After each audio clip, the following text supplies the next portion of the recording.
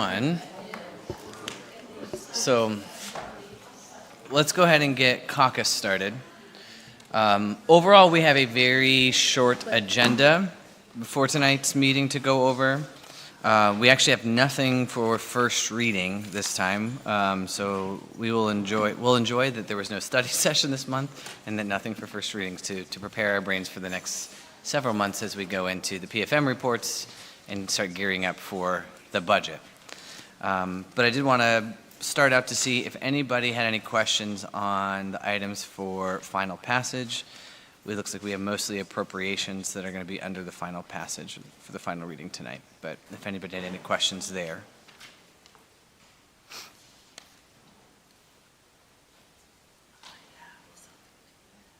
Okay. You want me to wait till old business? Yeah. Okay. Yeah. And I should have started with this. So tonight, the mayor is traveling back from a conference or summit that they were at, and so we have Chief of Staff Lori Ratter-Spicer with us tonight. And I did ask Lori to come present on the One Bayfront, but we'll get to that after this. So I say that for us to be gentle, but to still, whatever questions we may have, Lori's well equipped to answer. Do we have any questions? If there are none on the final passage, do we have any on old business?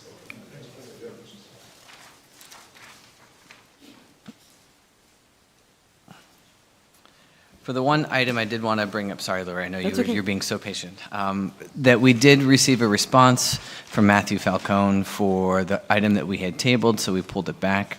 And that being item number 1 under old business regarding just some questions that Councilor Horton had asked and we wanted to get some clarification on. And I just wanted to make sure that everyone received that email from Matthew Falcone, or if anybody had any other follow-up questions. If you didn't get a chance to read it, I could explain it very quickly. No, I appreciate it. Like I've seen it parts of days ago. Holder, and that William Spencer hadn't been born yet. That this house is affiliated with. But anything, there are quite a few designations coming forward. There are quite a few designations coming forward.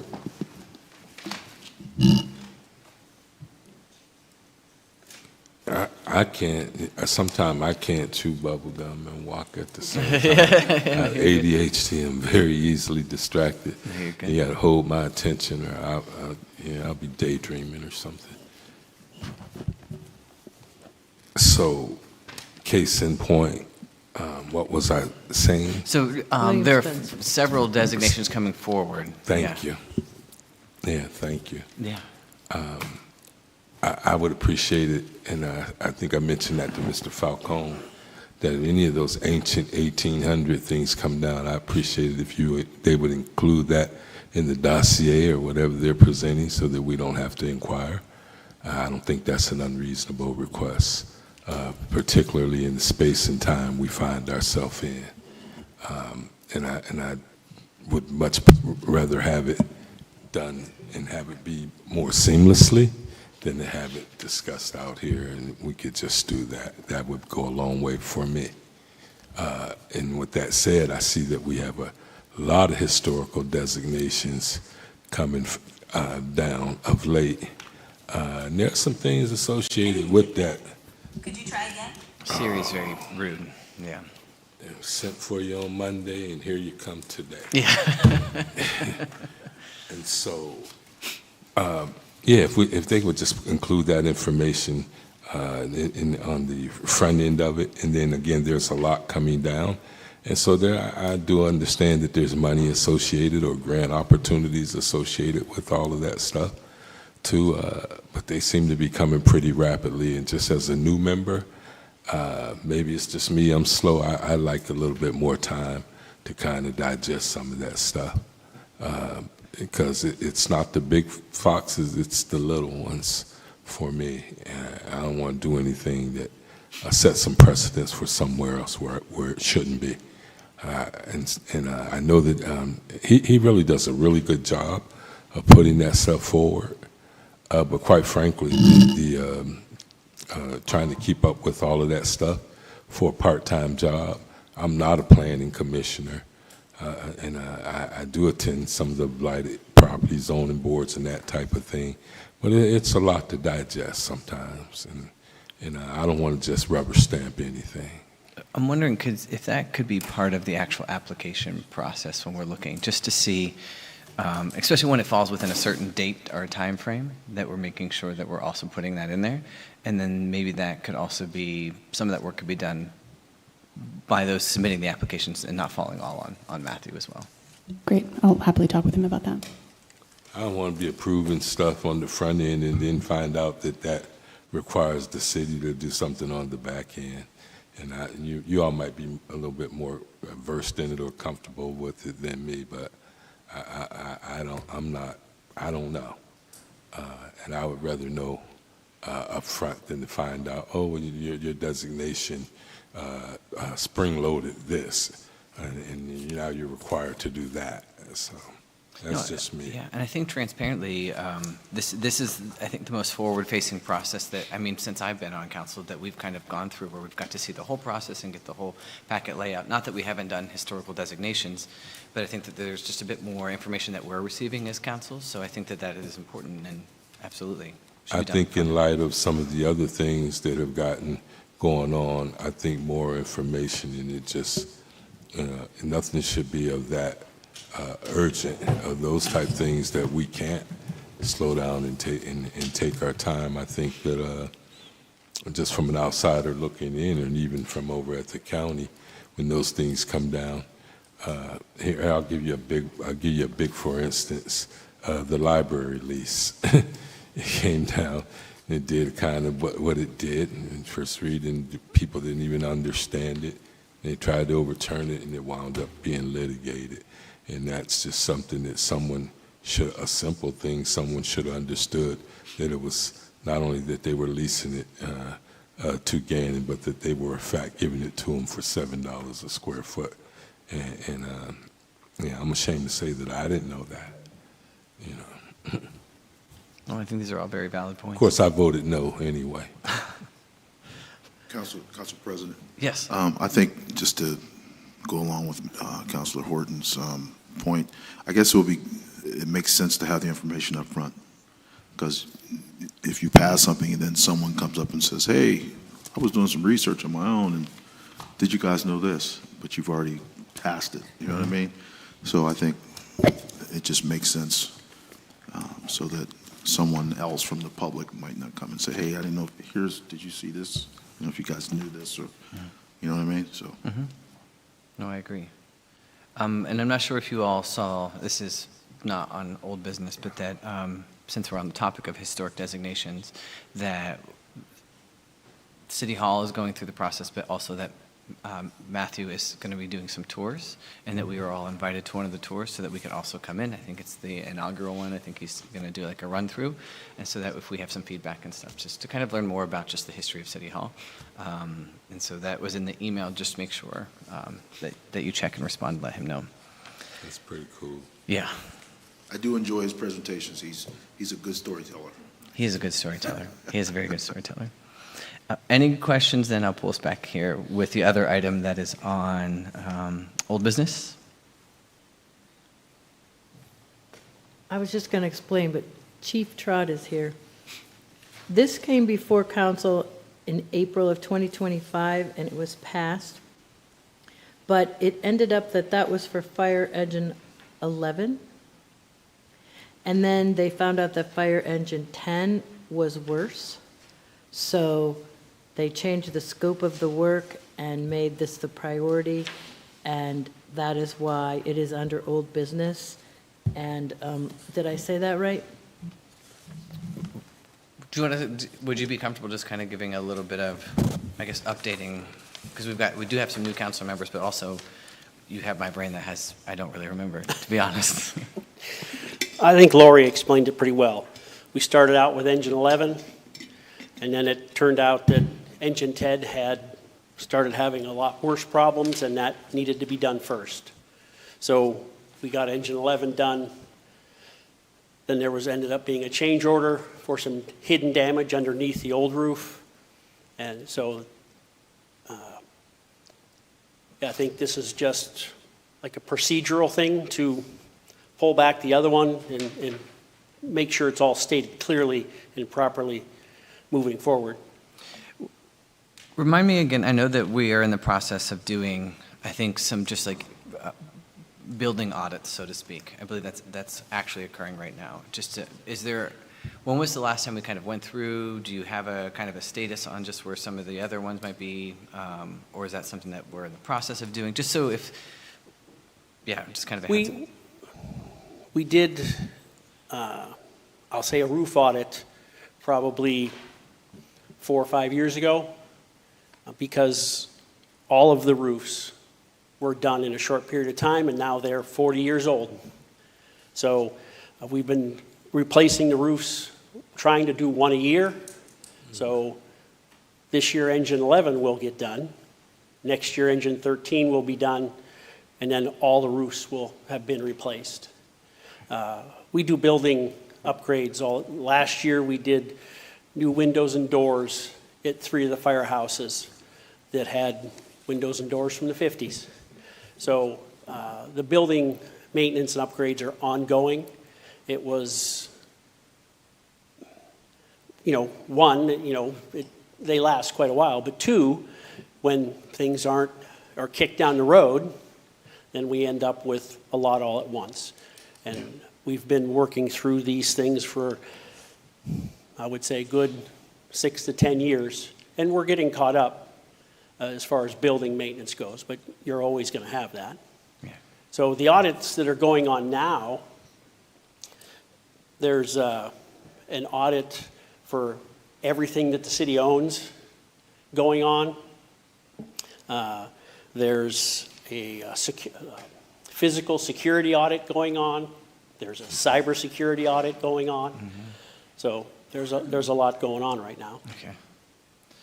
So as we approach into this budget, and this won't be a hot seat for you, more so a hot seat for you, I would love for us to kind of, yes, thank you, get some updates just on those audits, especially when we're looking to get the PFM report, because we'll have some big decisions to make just as a council. Yeah, that's not a problem, because we're actually going through a list right now of needs for the firehouses, prioritizing them and seeing what we can do in-house, what needs to be bid out, and how quickly it needs to be done. Thank you. I really appreciate that.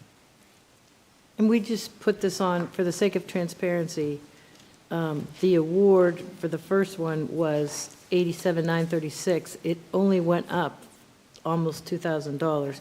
But if there's ever something that's less than, in a quote, we can just change it on an ordinance or a resolution. If there's an additional amount of funds, then we have to put it through again on a new resolution and a new ordinance. We'd have to amend the ordinance. Gotcha. Good. Hi, everybody. I'm sorry, I came in late, and I didn't want to disrupt you all, but I just want to second what Chief Trott spoke about. The original amount really was the $87,936, so that change order was small. The original resolution drafted made it look like a much larger change order. So I worked with Isaiah up in finance to draft the language to make sure that it looked appropriate to pull back correctly, to reflect correctly the change order and the change from 10 to 11. So I feel comfortable with this. I'm happy with it. We worked on it together, and so I signed off on it before it came to you all. So is it Thank you.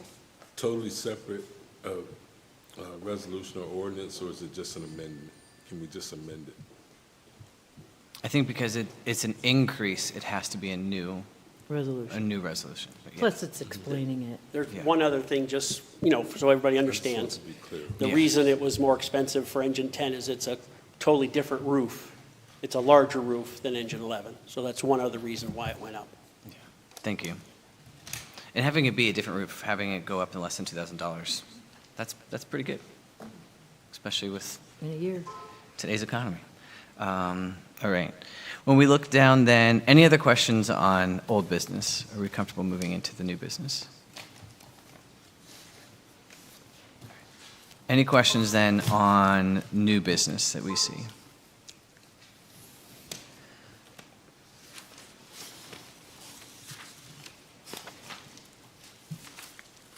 Is there, and I know I'm putting, and maybe this would be one for Jason Sayers, even though I told him that I was going to leave him alone. Looking at number one, any major changes when we look at that winter maintenance contract that, as we go to sign this new one, from maybe the ones previous? Oh, hello, Council. Hello. You're asking about the PennDOT agreement, Number one. Yeah, number one, yep. number one? Just if there were any major changes to kind of highlight or, No, that is simply pretty much a renewal of the PennDOT maintenance, winter maintenance agreement that we've had in place for many years. It was simply up for renewal again, and what that covers is about 125 miles of the state routes that are located within the city of Erie for winter maintenance, and then we get reimbursement for those accordingly. I believe there was a fee schedule, a reimbursement schedule, I should say, attached to your packet. Mm-hmm. So I believe the amounts there range between $400,000 and $500,000 annually. okay. Thank you. You're welcome. Mr. Sayers, thank you. That includes the connector? That would include all of the state routes like, 12th Street, 26th Right. Street, Pine Avenue, Old French Road, et cetera, Right. that are all throughout the city, actually. Thanks. 38's another one. Any more questions? I had told you when you had asked me if there was any other questions, and I said, yeah, this might come up, and now I can't remember even what I said might come up. And it will probably wait till you sit down and get really comfortable, and they'll be like, oh yeah, this was what I had said that I had wanted to ask about.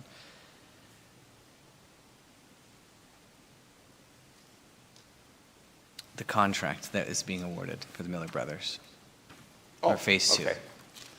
Um, The just- architectural services? Yes. Okay, let me pull that one out.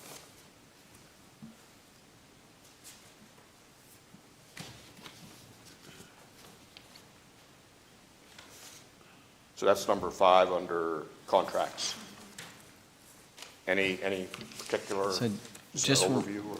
wanted council to be aware that item number 5, so we are going into that Phase 2, but this is the contract that has been awarded for us to go in, or to start this next Phase 2. So if there were any questions, comments, anything that anybody wanted to bring up right now as we start to enter into this, this is the front end of, I mean, we've already got the design, we've got the layout, but now is the time to kind of bring some of those things forward. If nobody has any questions, that's okay, but I just wanted to draw our attention to that.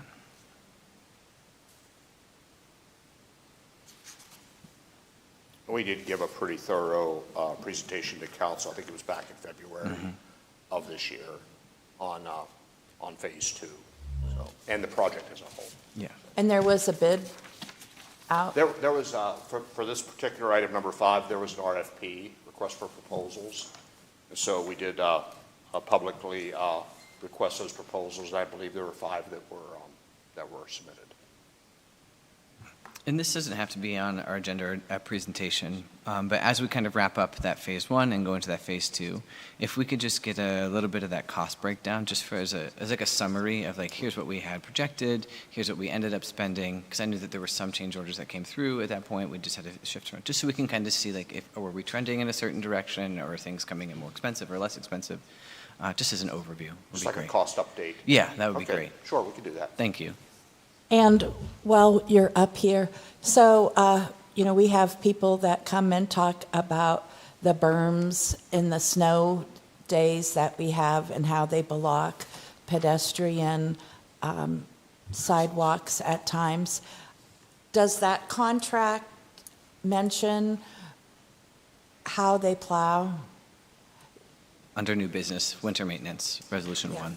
Oh, let me pull Right. that one, too.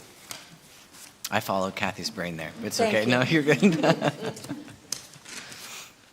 You said contracts? Or- Under number Oh, 1, you mean winter the- maintenance back to the services, PennDOT? when they're doing the highways like 38th Street, No, for instance. You mean 12. sidewalks? Like, so they're plowing, and as they plow, they're blocking at the intersections that person who wants to get across. So are they in charge of scooping the snow aside?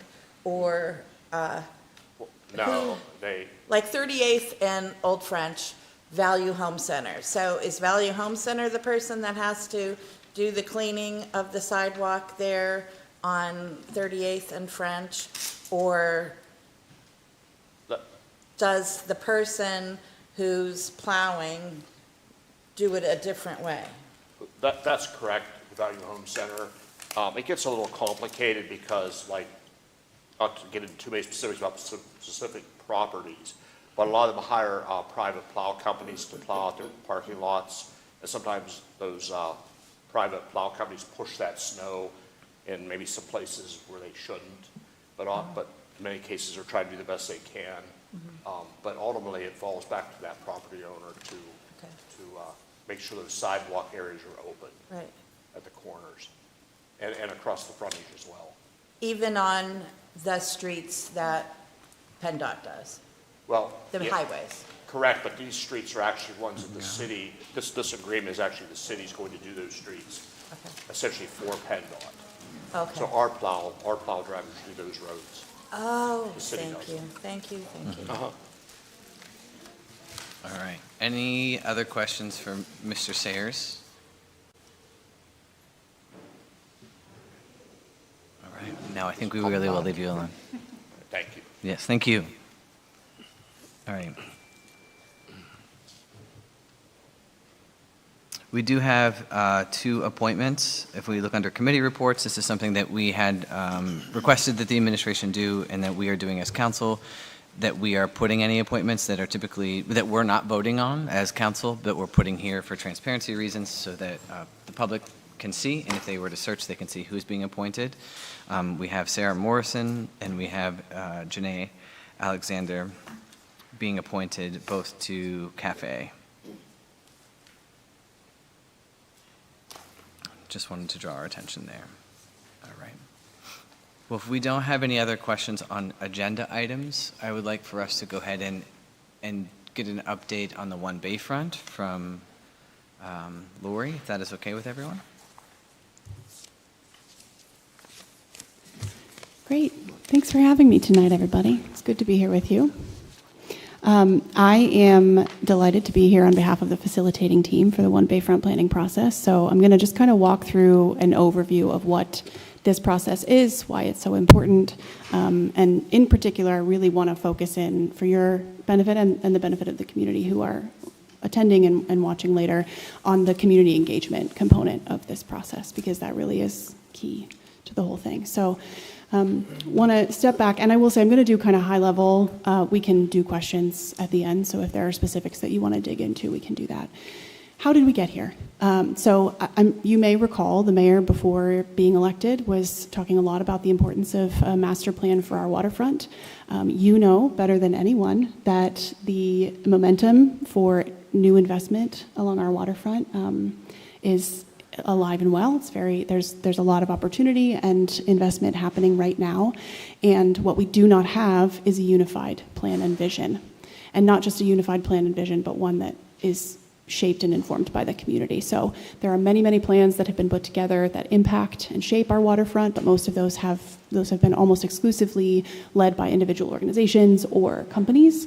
And this is a unique case where we have brought together a number of partners. You have outlined their logos representing Infinite Erie, the city, the county, the chamber, Erie Insurance, and then the 3 property owners on the waterfront, which include the Port Authority, Erie Events, and Scott Enterprises. And then WSP is the consultant that the facilitating team has hired to work this process. So this is an opportunity for not only the facilitating team, but really the community to develop a shared and collective vision so that the next time, particularly for you all, you see a development come across your desks that is a waterfront development. You don't have to look at each other and ask, what do we think? You can come to this blueprint, to the One Bayfront plan that we're putting together, and have your guardrail and guide for what the community has said the Bayfront should look like, and whether or not any such development maps back aligns to that. So we do have one shot to get this right. We already have a lot of wonderful and beautiful things at our bayfront. It's a shared asset and a gem, and what is left to be developed, we need to get right. So that makes a community-driven process essential. We cannot have a vision for the bayfront that is not everyone's. That land and how we use it, it has to benefit every single neighbor and resident in our community. So that brings us to the One Bayfront initiative. So this is, it's called One Bayfront, a community-driven blueprint for our waterfront. This is a community-driven planning process. We really want to make sure that residents have genuine voice in shaping the future of the waterfront, that it's collaborative, not just amongst the parties that I mentioned who are the facilitating team, but truly every resident who's willing to put their voice out as part of this process. And ultimately come out with a shared vision that reflects our values, our creativity, Erie's uniqueness, and our pride for generations to come. So you can see all of this on the website. There's a QR code later for you or anyone else who may be watching if you want to scan that to get to the website and look at this more closely. But that is the study area outlined there. You can see it goes just west of Cranberry and then over just west of the Erie Land Lighthouse, with 3rd Street being that southern border. And the project timeline, so the way that this planning process is working, is there are a few phases, and I want to kind of speak to what we had planned and then speak to what the community has told and taught us already and how that has reshaped some of the community engagement plans we have. So as you can see, we're in July now, which is an overlap between existing conditions analysis and draft vision and goals. So the consultant has been reviewing every plan that has ever been made related to our waterfront. Well, maybe not every plan. I heard that there was one from 50 plus years ago, and we probably won't be factoring that one in, but more recent plans, more relevant plans. They'll be doing, they're in the midst of a market analysis right now. They're doing all of that work for us in the background while also helping to facilitate the community engagement process where we together define the vision for this process and the plan it will produce and the goals. So for those of you who attended or saw, we had an open house on June 25th. Really grateful to the hundreds of neighbors and residents who came out and participated there. We had a lot of boards like the one that you'll see in our lobby, where folks could put pins and stickers and post-it notes and really share their vision, the ways they interact with our waterfront, their hopes and dreams for it, the things they would change tomorrow if they could. And all of that then is going to be fed back into that, plus a survey that was completed by over 700 residents, will help to reshape and finalize our vision and goals. I have more information that I can email to you all later around the specific vision and goals. I didn't want to get into the weeds tonight. And I'll show you a slide in a second. There's a virtual version of this open house that is currently live. You can go online and basically experience the open house online as if you were there and do all of the same activities that those who attended in person did. So if you do that, you'll get a better sense of what some of those goals and the vision statement are. And then as we close out the vision and goals process, we're moving into August, where we will be shifting to kind of develop the criteria for what are some of the possibilities of what could happen on our bayfront. How do we evaluate those? And then what can those preferred alternatives, those possibilities, for, like, what are our dreams? Do we want to see housing? Do we want to see more food and restaurants? Do we want to see entertainment? All of the possible priorities that we could have for our waterfront, those will start to clarify later into the fall, ultimately resulting in a final plan by the end of this calendar year. So it is a fairly quick and condensed planning process, which is why we have to be very purposeful about meeting the community where they are. Which brings me to, again, I mentioned 700 plus survey participants. Thank you to everyone who may be here who participated in that. So we had, after the June open house, we had a follow-up meeting the next day with, we sent an invite out to over 70 organizations and had over 20 attend a lunch upstairs in room 500 to just kind of debrief, how did the open house go, who was there, who was missing, what do we need to be sure this planning process incorporates to make sure we particularly hear the voices of those who are often not heard during planning processes. And so we got some incredible feedback and ideas and also commitments from neighborhood organizations, from local nonprofits and partners to be part of this process, to get the surveys and the virtual open houses and this information to their people, to get either to get them in the room or to get us in the room with the folks we need to hear from. So we're already scheduling, we have a partner working on scheduling a youth focus group with 30 plus youth, because Mr. T had come with a handful of youth who very quickly recognized that there were only a handful of them in the room. And so they are organizing their own focus group as part of this process. We'll be going to other organizations to actually attend their meetings and ensure that we're hearing from them where they are. So in addition to that, we'll have two more open houses as we had in June, one in the summer and one in the fall, and we will be tabling at events. So we'll be at the Blues and Jazz Fest, at Celebrate Erie, and the consultants are coming to do that as well, and this weekend at Amira Masala. And at each of those, we'll have either a virtual open house or a survey option for folks to participate in based on where we are in the process.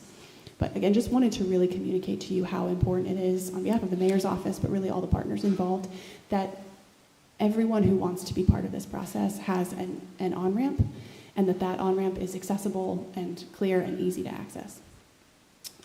So with that, I will pause there. Again, very high level. Any questions about anything I shared or anything else you might be wondering? So one question I have is, so as we enter every new phase, there will essentially be here's what we've discovered so far, give us feedback on that. Yes. Okay. Exactly. So right now the consultants are taking the 700 plus survey responses in addition to the many stickers and Post-its and pins on those boards to synthesize that and recreate essentially the vision statement, which again, I'll email all of this to you. I didn't want to inundate you, but it looks like this. There's a vision statement, and then there are these specific goals that we, as a facilitating team, had drafted to say, let's hand these to the community and say, do these feel right? Like, is this what we think the goals of this plan need to be? And the community had a lot to say. Like, I was in the room as the consultant was facilitating these conversations, and it was a dynamic conversation. And we are refining these based on not just what we heard in the room, but what everyone's contributed since. So each step of the way, there will be sort of let's hand back to you based on your feedback what we think is the final version. You tell us, okay, now let's close that out. Let's move on to the next section and next phase, ultimately resulting in a final plan. I think it's really important, and I know I keep hammering on it, but for the public to understand is you've done yes, you did one survey, or maybe you came to one open house, but that we still need you to keep participating because it's going to come back, and we're in that reiteration phase, and so this is super important to stay engaged. This process is a very fast-moving plan, and so just that first point of contact, and it's going to keep going very quickly. So to please stay engaged. I know there's a lot to be engaged on right now, but to reiterate what you said, this is like we got one shot here. And so this is that opportunity to make sure all those voices are heard. There is a lot to be engaged on too, because just the last meeting we had the planning come in and do the parks future thing, which was pretty ambitious and aggressive, and was looking for citizen participation. And I don't know how much participation with the feedback is on that, but these are two pretty big, fast-moving, and I don't want to move too fast without you just get, okay, we had a cutoff date when we wanted to do things. We want to do this thing at the end of the year, but we're still a city of 100,000. I'm not sure 700 responses gets us where we want to be. And at the same time, I know it's a fluid document, and it has to keep moving because we do only have one time to get this particular one going. You'll send us the dates of the next open house. I think you said August.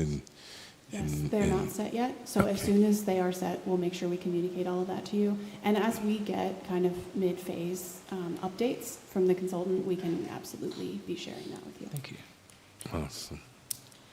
So let's say I'm a carousel entrepreneur and I am looking for a city to do the best, biggest carousel ever where family-friendly people can ride the carousel, and I want to put it next to Smuggler's Wharf. But I don't know about it yet. How does that information reach me? Like, how can I figure out where to put it? Are we outreaching? How are we outreaching? Yeah, thank you for the question. I also just love that vision. It could be a future for you, Kathy. That's really lovely.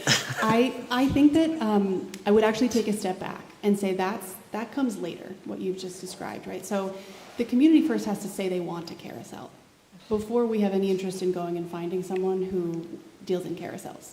So that's what this process is. This process is saying, what do you want? What's going to be good for us? What fits the culture, the identity, the feel, and the needs for our waterfront, for our community? And if it's a carousel, then once we have this blueprint in place, there are a lot of other things that different players here are going to have to go do. One of the things the city's going to have to do is probably change its zoning, right? So there's going to be homework across the board. Another piece of homework will be probably the chamber. Did I forget to say the chamber? They are one of the facilitating team. I apologize. No, you did okay, mention great. it. So the chamber and maybe some other partners are going to have to go and start recruiting the businesses, the developers, the folks that we don't have locally to manifest the community's vision. Does that make sense and answer your question? Great. When we say waterfront, what are we saying? Like from this spot to this spot is our waterfront we're talking about? Yes. It's really not a great map from here, and so Okay. I do encourage you to go online. I'm sorry, I can't zoom in, I don't think. But it is the red dotted area. So it's not just waterfront, right? It is also the neighboring, like the Bluff communities. Okay. So a portion of OWB and Best, like those are in the map. Okay. So, and I should say, like, those are a couple of the partners who we were really grateful to have in the room on June 26th, because they have really clear, concrete ideas for how we need to align this with their strategic planning and the conversations they're having with their neighbors. Because all the development that we do on our waterfront is going to have pretty significant impact on those neighbors and neighborhoods. So it is that whole zone, roughly Cranberry to, I'm sorry, I don't know what the east, but it's right where the Land Lighthouse is, so maybe Okay. Lighthouse Street. All right. And then Third. So like North. over to like Yeah. East Avenue, something like that? Yeah, and And actually. even further, yeah. yeah, Lighthouse. Lighthouse actually- Street. Yeah, and actually, that's kind of outlined in the zoning code. There's a definition of like what is the waterfront. And it really, what she just described, it's literally the middle of Cranberry Street to East Avenue where the Land Lighthouse is. So the land that's past East Avenue, we get towards like the old Hammer Mill site. That's technically not really the waterfront anymore because it's not on the bayfront. It's strictly on Lake Erie, although there's probably some questions about the development because the bluffs are over there as well. So that's from our current zoning Gonna code. come right just past the Dunn Right. Brickyard down to where the lighthouse is. Yeah, you can actually see Wayne Park in the lower right corner there, so East Ave is a few blocks, it's a few blocks east of there. Yeah, it looks like it comes up to Third. At least that's what my eyes from this Yes, angle are that's telling right. me. Okay. All right. Great questions. I think, I don't know, our weather is another thing that I think we have to consider whenever we're, because we do have a winter time here, so like, we don't, Seasonal. maybe have things that can still generate, even when the weather's, in the winter time. My carousel would be indoors and lift up the windows in the summer. I think Kathy has a vision. Yeah, I like it. Yeah, gotta be more than seasonal revenue. Yeah, I think Kathy's been talking to somebody. Gotta be more than Yeah, seasonal year-round, revenue. Yeah, absolutely, and I agree. that came up Okay. on the boards, that came up in a lot of folks. And I should also say, the consultant we've hired, they've done this other places, right? So they're factoring in all of the experience and insights that they bring, and the market analysis will hold some of that as well. Thank you very much. Is there any other questions for Lori on this one or anything else that we might go over tonight? We've got about 20 minutes before we go into our full meeting. So I just want to kind of open up the mic. So I won't open up into a full thing on the committee reports, but we were able to Kathy and I did attend the Parking Authority meeting. Okay. We had some interesting dialogue, and I believe they're committing to working towards some type of resolution. Okay, good. That's great to hear. Didn't get to speak with Yeah. the new appointee, but kind of introduced ourselves to the current board as its current composition.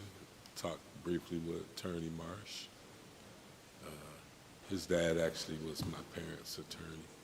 Okay. And so I was pretty direct, but very kind.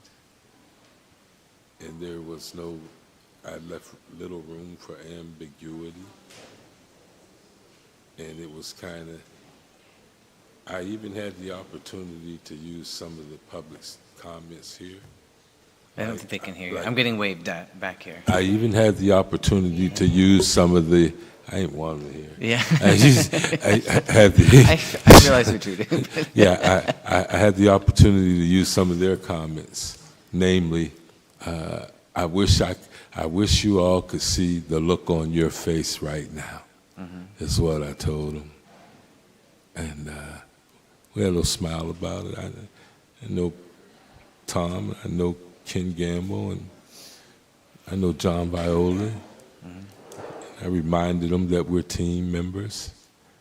And I reminded them that although there was no MOU, you still were collecting on behalf of the citizens of Erie, providing a service. And surely, I know you want to make that right. And so, study session we're going to talk about, they went into executive session. Okay. And we were able to give them some compliments about some of the things I thought they were doing well. We talked about some of the security issues they have. I made some suggestions about the Department of Justice and possibly seeking more interactive cameras. I won't speak for Kathy's report, but I was a few minutes late and I walked in and she already had 2 or 3 pages of stuff that she was talking to them about. That's Kathy, yeah. So, but yeah, we breached the subject and we spoke with the mayor on her way out of town. She alerted us that she had in fact sent the MOU, and they in fact received it, and I believe that's some of the discussion they had. And so we're anxiously awaiting to get back. But Thank you. yeah, so. Thank you both for doing that. That's very appreciated. All right. Any other topics that anybody wants to bring up here in Caucus? Anything that's on the agenda or anything we would like to see on the agenda? I'll give 2 updates. We've got Article 112 that is with the solicitor and we'll have by the end of this week, and then also have a few ordinances regarding SB, CP, and Citizens Review Board over to the solicitor to review.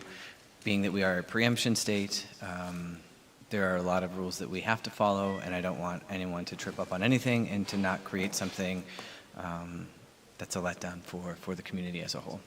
So this has been a long process, but things are moving in that direction. And I'll report out more than that, but just to give you all a heads up that those will be in your inboxes soon to start reviewing.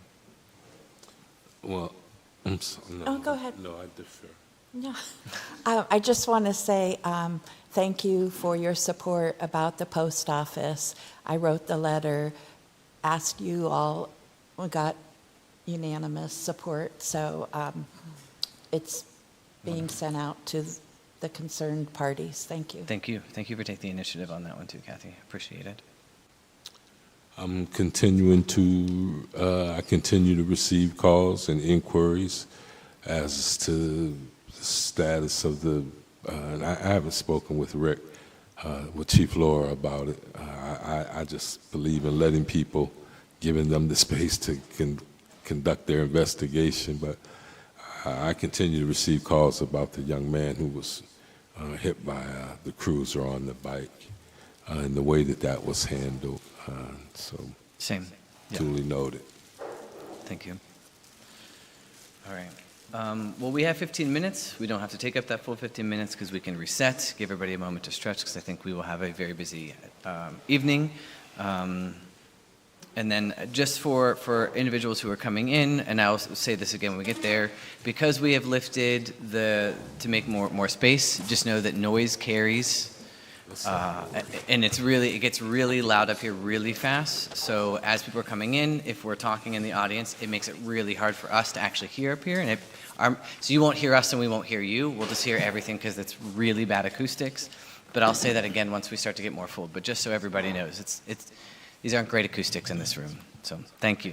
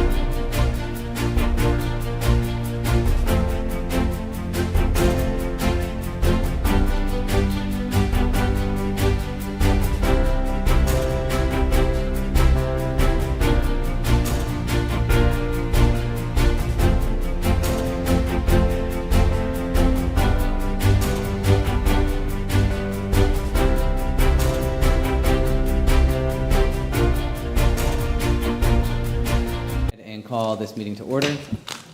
Roll call for the City Council meeting of Wednesday, July 17th at 2026 at 6:30 PM. Councilmember Titus, Present. Brzezinski, Yes. Flores is absent, Horton. Here. Pohl, Yes. Schaaf. Here. Troop. Here.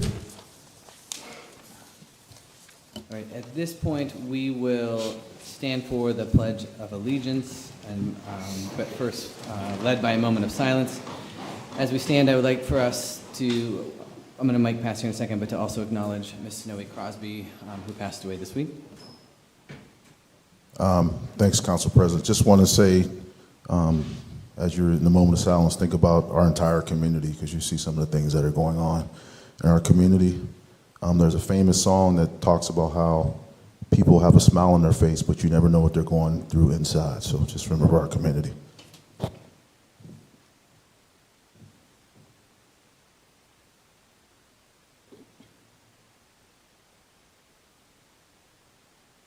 pledge allegiance to the flag of the United States of America and to the republic for which it stands, one nation, under God, indivisible, with liberty and justice for all. I have a motion to accept the minutes from the Wednesday, July 1st City Council meeting and bills for payment on July 17th, 24th, and 31st. Councilmember Brzezinski, Yes. Horton. Yes. Pohl. Yes. Schaaf. Yes. Troop. Yes. Titus. Yes. At this point, we do not have any presentations. We have two presentations this evening, and I will go ahead and pass it over to the counselors who will be presenting. I'm going to start with the Mercyhurst Prep baseball team, and I'm honored to do this as a retired school elementary teacher at St. James. Many students have gone up there, and I have attended many events. It's a great school. By Council Member Ed Brzezinski, seconded by Council Member Flores, Horton, Pohl, Schaaf, Troop, and Titus on July 15th, 2026, resolved by the Council of the City of Erie that whereas the City Council of the City of Erie wishes to pay a special tribute to the Mercyhurst Preparatory School boys baseball team, coaches, and staff on their remarkable season culminating in a PIAA Class 2A state runner-up. Finish representing the City of Erie and the Commonwealth of Pennsylvania with honor, integrity, and determination. Whereas the Mercyhurst Prep men's Lakers demonstrated exceptional athletic achievement, teamwork, perseverance, and sportsmanship throughout the 2026 season, and compiled an outstanding 22-3 overall record, captured the District 10 Class AA championship, and advanced through the PIAA state tournament with victories over Riverview, Fort Cherry, and Neshonoc to earn the first appearance in the PIAA baseball state championship game in program history. And whereas the team's remarkable season culminated in a PIAA Class 2A state runner-up finish representing the City of Erie and the Commonwealth of Pennsylvania with honor, integrity, and determination, and whereas the accomplishments of the student athletes reflect countless hours of dedication, discipline, and hard work, supported by outstanding coaches, parents, school administrators, faculty, alumni, and loyal fans. The 2026 Mercyhurst Prep Boys Baseball team has inspired young athletes throughout the Erie community and demonstrated the values of leadership, commitment, resilience, and excellence, both on and off the field.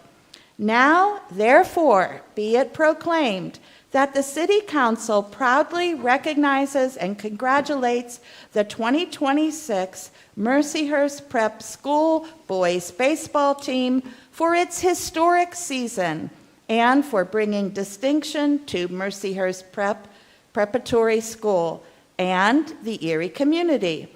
We extend our sincere appreciation to whose dedication contributed to this extraordinary achievement, and we commend the team for setting a lasting standard of excellence for future generations of Lakers.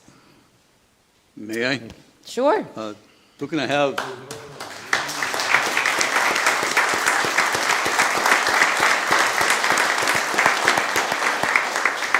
we have separate certificates for all the ball players. If they would line up over this way, and as a treat, Mr. Crosby, would you come up here? I think the boys would like to meet you. Then we'll honor you next.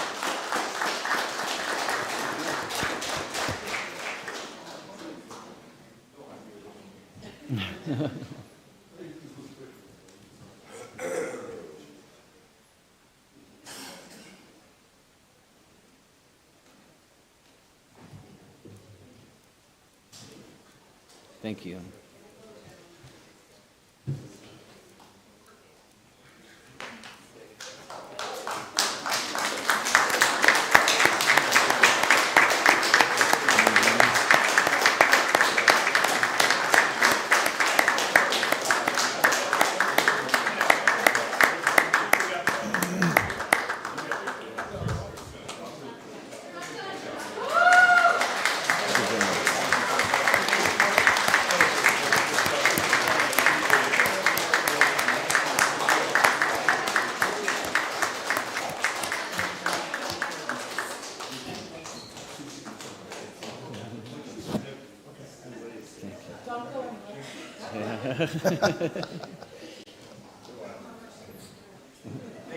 Thank you. Thank you.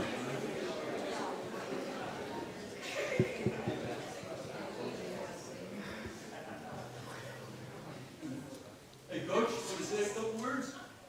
Hey, Coach Ball. Want to say a couple words?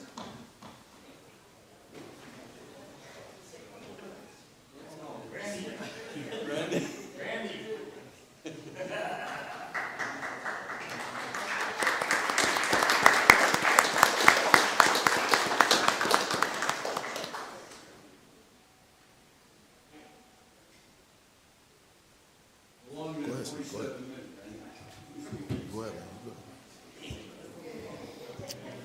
How much time do I have? Well, first, I would like to thank everybody here. This is excellent. We're very proud of that. Our team had an outstanding season, obviously, this year. I started coaching Mercyhurst in 1996, and this is definitely the best team that I ever coached. So they went, as you stated, all the way to the final game. We did that through outstanding leadership from our seniors. If those guys can stand up right now, be recognized, great group of seniors here.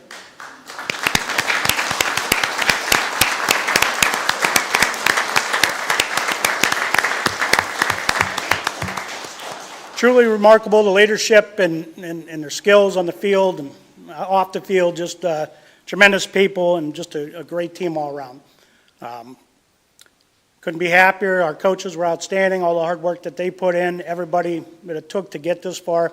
It's not easy to do in baseball, and they were able to overcome a lot of adversity. And like you said, they persevered through this to get to the final game. So, again, congratulations to them, what they did. We've had a lot of guys reach first-team all-region honors. We had some players all-state honors. That would be Hunter Cray and Zach Kraszewski.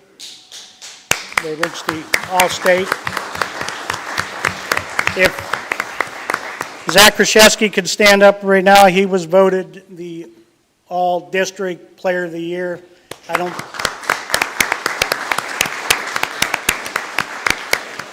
don't believe anybody's ever achieved that from Mercier, so I don't recall one. Trying to get the final answer on that with Tom Reisenweber. He was going to be here tonight to present him that award, but he couldn't make it, so we'll get it to him another time. But fantastic all-around effort from everybody, and thank you all for having me. I appreciate it. Thank you. Thank you. Thank you.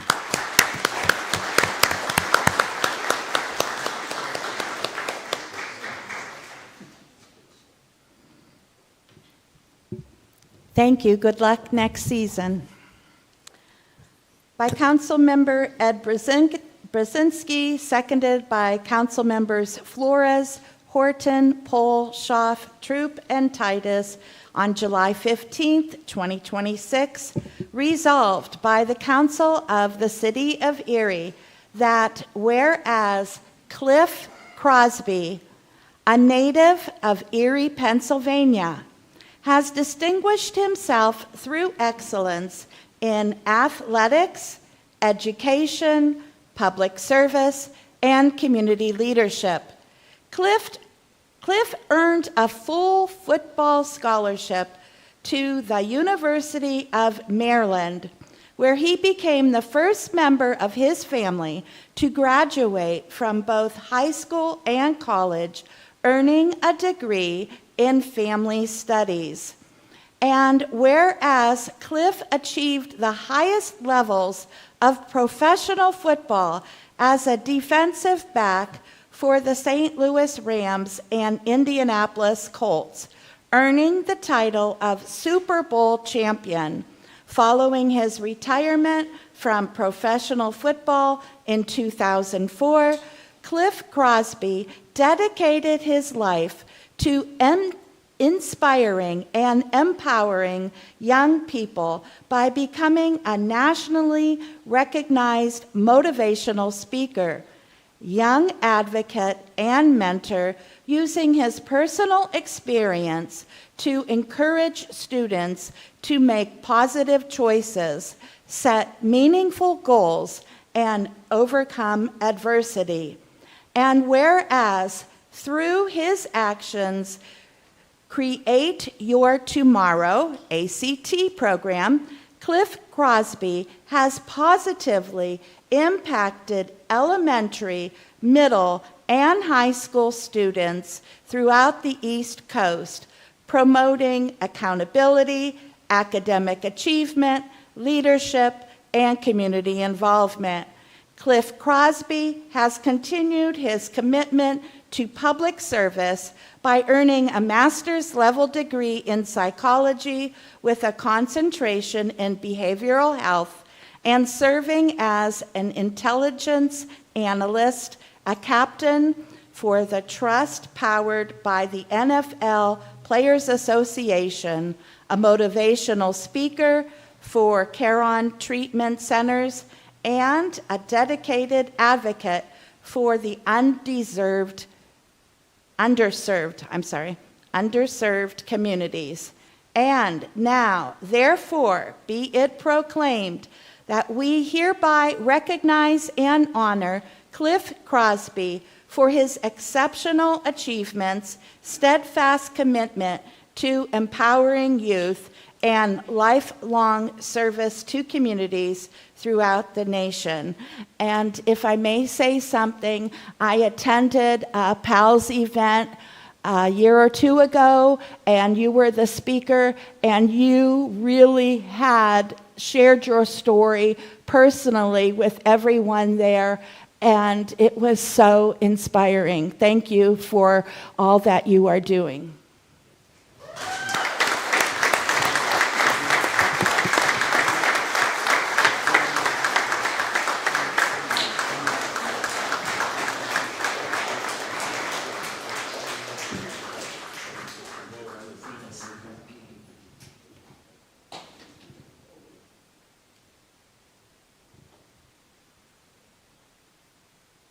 Your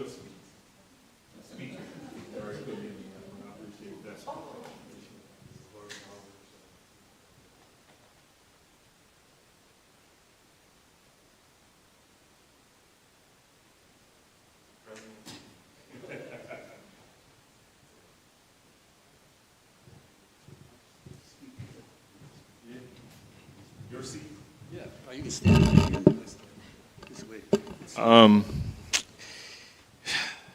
Where do I start? I had no idea why I was coming here. So I was driving here, and I was like, where are we going? This is the police station. Why am I going here? Like, what is going on? So I didn't know where I was going, but I'm glad this moment happens, right, in our lifetime. You don't get a chance to get your flowers and get people honoring you and thanking you for your service and things you've done, right? I've done a lot. I'm exhausted. 51 years old. I've been in the trenches. I've been working with young people across the country, just trying to inspire them, right? And one of the things you left out was drug and alcohol prevention. It's just so near and dear to me because it's my story. It's where I come from. It's my community. It's everything that I see around my people and my family and what they struggle with. And when I drive up and down the streets of Erie, I always tell people when I visit Erie, it impacts me so hard that up until I reach Grove City on 79 is when I snap back into my normal self, because I'm so emotional when I leave, because I see my friends, I see family and people I grew up with, and they're still struggling or in need, and it's so, I'm one person, right? I can't fix everything. I have my lane and I stay in it, and that's young people. If I can do something, say something, inspire them, give them a quote, give them some type of hope, that's the change, right? That's the change for me, because I didn't have that person. I didn't have those people. I had people, but I didn't have a lot of people pouring into me. Some of those people are no longer here. Bobby Harrison from the JFK Center, man, he poured into me. First person that poured into me, told me about college, told me about how to select the college, told me why should I go to this college versus that college. And I was like, bro, I'm just going to play football. And he was going deeper than I wanted to go. But now that I'm older, I understand why. Mr. Collins, who was my English teacher, hated Mr. Collins. He always made me use the proper words whenever I asked for raising my hand or anything. If I said bathroom, he said, no, it's a restroom. It's a bathroom at your house. In school, it's a restroom. And he would not let you go to the restroom if you didn't say it. And so now I get it, right? And that's the thing I'm trying to help young people understand. You might not understand it right now, but it's going to come a time where everything your mom said, everything your dad said, it's going to all make sense. And today, this all makes sense, man. I'm here for a football camp, and it's way more than football. It's way more than football. I don't promise them kids they're going to make it to the NFL. I don't promise them they're going to make it to college. I promise them that if they make it out of Erie, they can make it anywhere. And that's the promise. The promise is keep your head on straight, keep drugs out of your system until your brain is fully developed and you got a chance at life. You got a chance at a great life. And that's what I teach young people. If you're ever wondering what I'm saying to them, that's what I'm saying. Until you're 26, don't put this in your system because your brain is not developed. And for me, I'm elated with learning. Right? Deontay Cooley is in the front row, man. One thing I can say about that guy, that's a smart man. I know me and him similar in a lot of ways because I see it. You can give him a book right now, he'll be able to recite it by tomorrow because I know how his brain works. He's elated with learning, and man, as long as you want to learn, you got a chance. Long as you're interested in learning, you got a chance. And I tell young people all the time, YouTube University, I don't care how much money you got. You got YouTube, don't you? I changed my Syncerator the other day by YouTube. I didn't need to go to school for that. I'm not calling another man to come fix something that I can fix. And so for me, I just believe in learning and teaching yourself what you don't get from the world. That's how you get ahead. You got to pour into yourself. And there's one book that I want my city to read, and it's The Art of War. When you learn the art of war, you can get things done. Because being the loudest in the room don't always get it done. Being the quietest in the room don't always get it done. But strategy and being strategic and partnering with the right people gets a lot of things done. So City Council, man, thank y'all for having me today. I watch you guys a lot of times more than y'all know, and y'all got a hard job.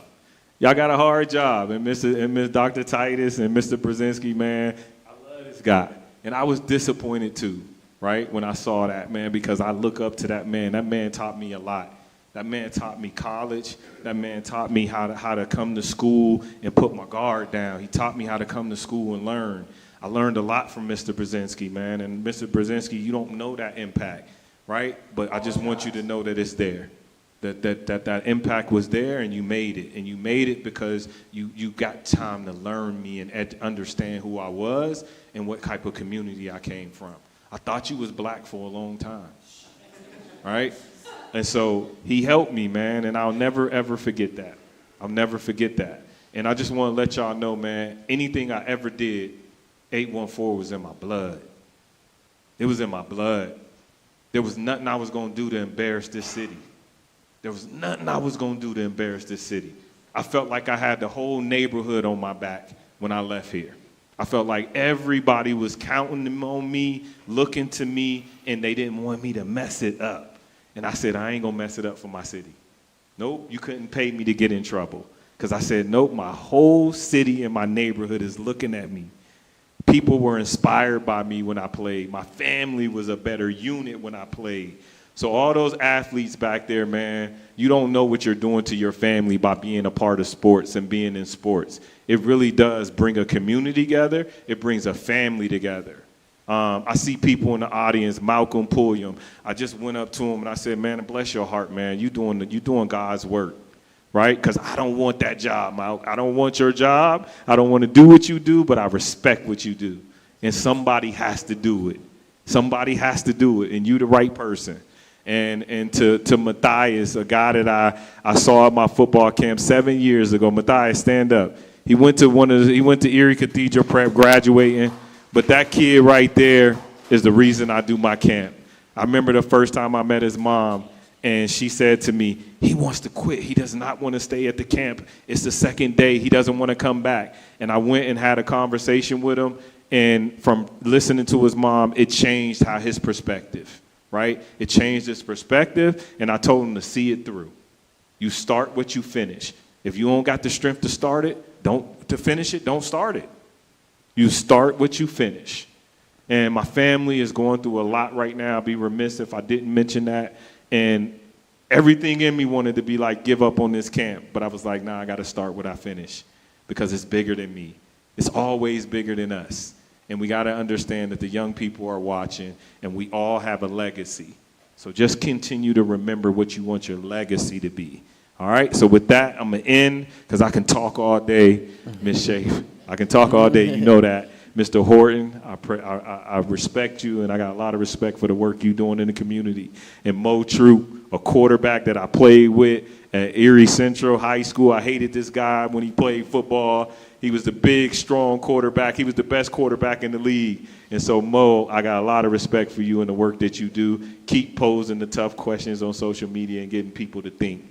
And just understand, I'm quiet these days. I'm quiet. I stay in my lane. But I see a lot, and I'm working behind the scenes to make things better for a lot of people. So thank y'all again for having me, and this honor to be here. Thank you.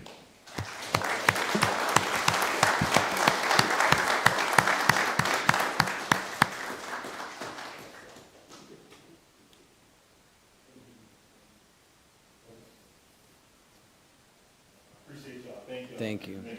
Sorry for disrupting the meeting, the normal meeting.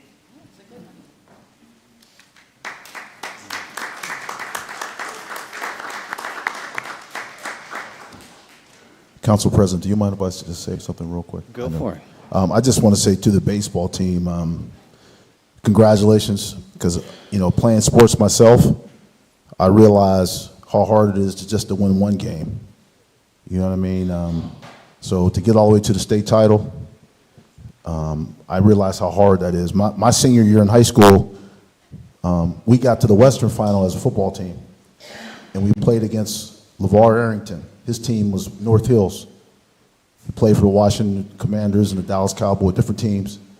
They beat us by 7 points, and we got down to the 2-yard line and couldn't get in. and they won the state title the next week. And I'm taking my ACT test the next week thinking about them playing in the state title game.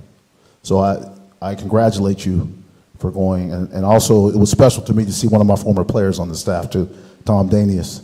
When I was a young coach, JV coach, I was a fireball. And sometimes things would happen and I'd be so crazy. And he'd be like, Coach, calm down. This is a high school kid. Do this, do that, Coach. This is what you should call. And I would call it and it would work. So I know you got a good guy on your staff with Tom Danius. Congratulations, guys. Thank you.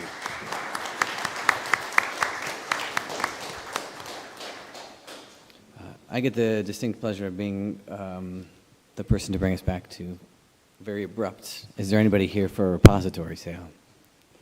Is there anybody here for a repository sale? Is there anybody here for a repository sale? Okay. Seeing none,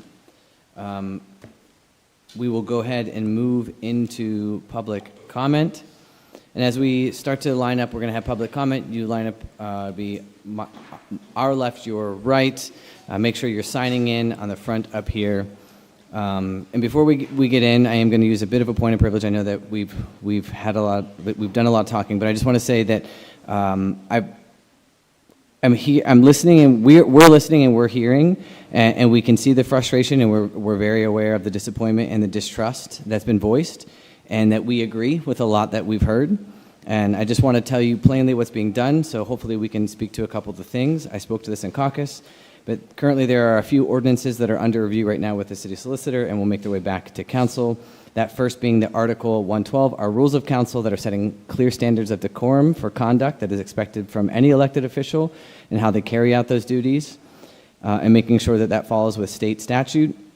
And the second being, we've heard many concerns, and we have for several years, around the Citizen Review Board and the potential of codifying the SPCP through an ordinance, and accountability that many, not only of you, that many of us here as members of council have asked for as well, and that there is work being done on that, and not just with the solicitor, but also with the administration. And so before we go into public comment, I just wanted to be clear on those 2 points, that we do hear you. I know sometimes people leave before we get to the liaison reports, so I wanted to make sure I said those 2 things out loud. So as we now open up, you will have 5 minutes. Please make sure you write your name, clearly state your name and your municipality, and then when we hear that timer, please just be respectful so that everybody has the opportunity to get through. And the echo is going to be very loud, so when we're in here, if we could just be mindful of how much the noise carries. And then the mic is yours.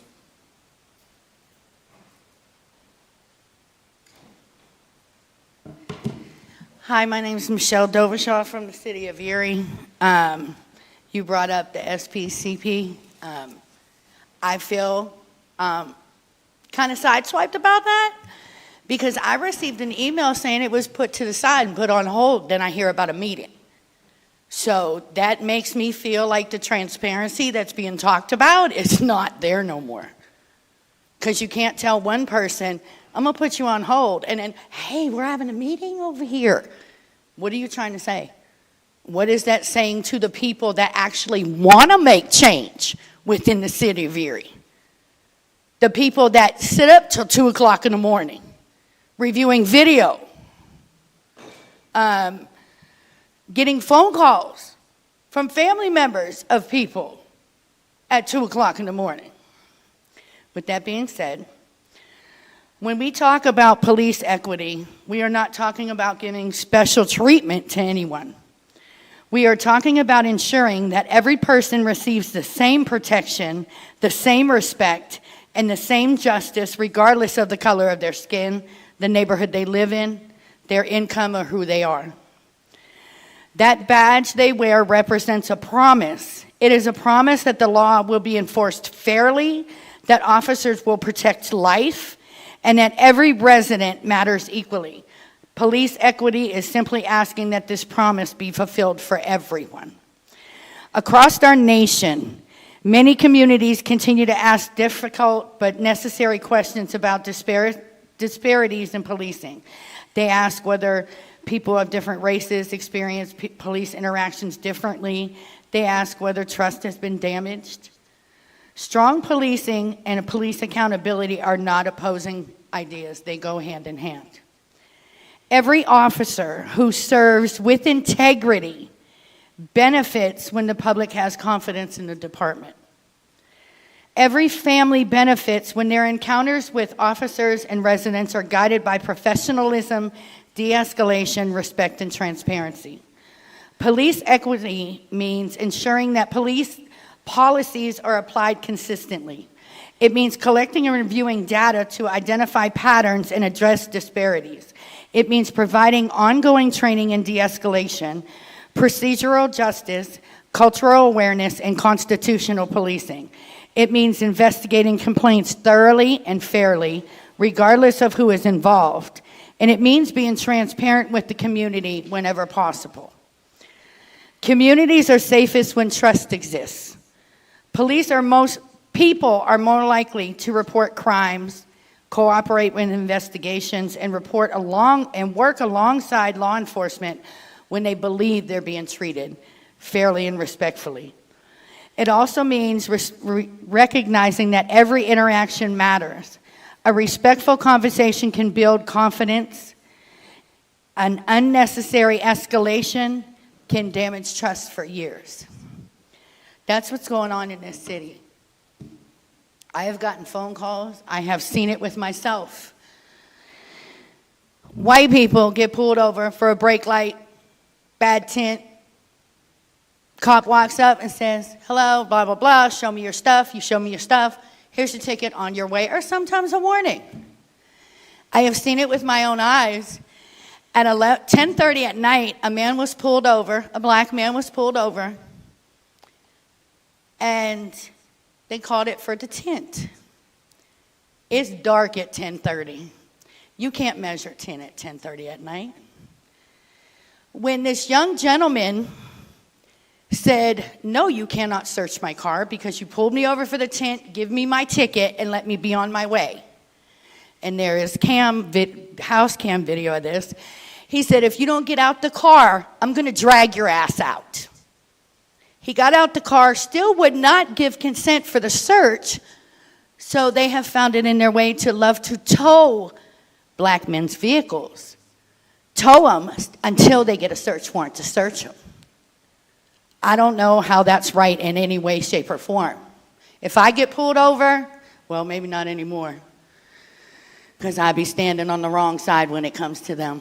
But people deserve, and I've known of that happening 3 times in the last 6 months.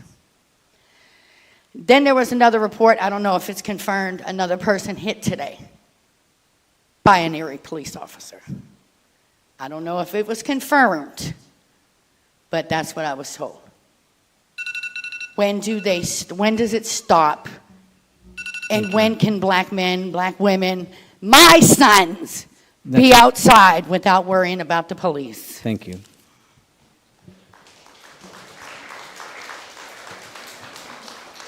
I do want to give one point, because I think that there was some confusion on a point that I said before we start your time. We don't typically do this, but there was not an SPCP meeting. That has not happened. That was clarified at our last meeting by Mayor Devlin, and I just wanted to reiterate. So if my point was misconstrued, that's not on the administration, that is on my end. It is, what I am talking about is codification via an ordinance, not the SPCP. So I just wanted to clarify a point so that I didn't confuse anybody. Thank you. Hi, Council. Erin Meisner at East Side of Erie. I actually just start off thanking the Erie Police Department for your handling of the recent homicide next to my house on 10th and Brandeis. I spent a lot of time talking to police officers about how everything was handled. It was a very chaotic situation with children playing in the park next to the incident because it was broad daylight. All the neighbors are watching. I know whatever the police officers are doing, they're going to be criticized, but I really hope a debrief will be done to determine what was done well and what could be improved upon in the future. And my condolences to Mr. Torrance's family and friends. Thank you also for continuing your commitment to not working with ICE agents as they continue to wound and kill unlawfully. I do want to talk about the use of force policies in relation to Kevin Sparks. I understand both correspondence from Mayor Devlin that correspondence from Mayor Devlin, there have been conversation with Albuquerque, New Mexico, as they have recently been discharged from DOJ oversight after 11 years due to excessive police force. I really appreciate the time to inform me of additional steps being taken. Upon reading the policies around use of force in Albuquerque, I think these ones could apply. Deadly force. Any use of force that is reasonably likely to cause death or serious physical injury and includes but is not limited to deliberately striking an individual with a motor vehicle or using a pit on a two-wheeled or three-wheeled motor vehicle. When use of force, when feasible, department personnel shall allow an individual an objectively reasonable amount of time to submit to arrest or a lawful order before use of force. The department personnel shall not use force against a restrained or handcuffed individual except as objectively reasonable, or intentionally target the head, neck, or throat with any force application unless deadly force is warranted. They also need to closely monitor individuals who are taken into custody for signs of distress and immediately request medical attention following any use of force or serious use of force, regardless of visible injury or complaint of injury. And in regards to an ECW, post-use guidelines, department personnel shall always call medical services personnel to the scene to provide medical treatment. None of that was done for Kevin. Other changes to police policies include de-escalation requirements, police board review board, a civilian police oversight advisory board, and they have a policy that officers with 9 use of force actions in a calendar year are reassigned. Not as good news. 2014 Albuquerque numbers, 170 use of force arrests, or 0.7 use of force per 100 arrests. 41% of those arrestees were injured and 44% hospitalized. That's terrible. That's why the DOJ got involved. 2024 was the last year of full data. There were 673 use of force arrests, or a 5.2 use of force per 100 arrests, which is still an increase of 500% of arrests with use of force, despite being no longer under DOJ jurisdiction. Injuries and hospitalizations weren't included in the 2024 report. The population of Albuquerque is 48% Hispanic, 37% white, 3% black, 7% indigenous, 5% Asian. The use of force arrests were 55% Hispanic, 20% white, which is about 50% less than the percentage of the population, 11% black, which is 4 times more than the percentage of the population, 9% indigenous, and 1% Asian. While I can't tell you if all of these policy numbers are statistically significant, what it does suggest is that adherence to policy doesn't reduce the use of force, though it may lessen the degree of use of force, and in no way accounts for the racism associated with arrests and the use of force. This is one area where Erie can be innovative in our change making. I'm asking at least 2 policy changes in the use of force SOP available for public review in the next 90 days, which would utilize the DOJ use of force policy and the IACP's recommendations at a minimum, and include discussion with policy experts from around the country. Also, a concerted effort to continue to recruit more Black and women officers to the force. Lastly, to my LGBTQIA community, there is no queer liberation without Black liberation. We can not only champion causes that affect us directly. There would be no Stonewall without Marsha P., Stormy, and Miss Major. We must stand together in unity with those who came first and spoke the loudest, not just for themselves, but for us as well. Hate has no place on City Council, especially toward other council members. Apologize and resign. Justice for Cello, justice for Kevin, justice for Keith, Renee, Alex, Lorenzo, and Johan, and free Palestine. Thank you.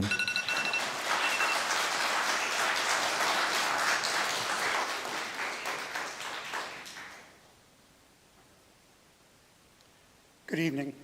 My name is Rick Liebel. I live in the city of Erie.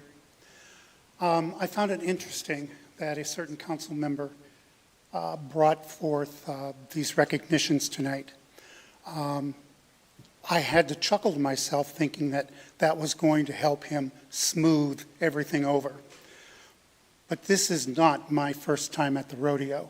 I've worked in the corporate and business world all my career.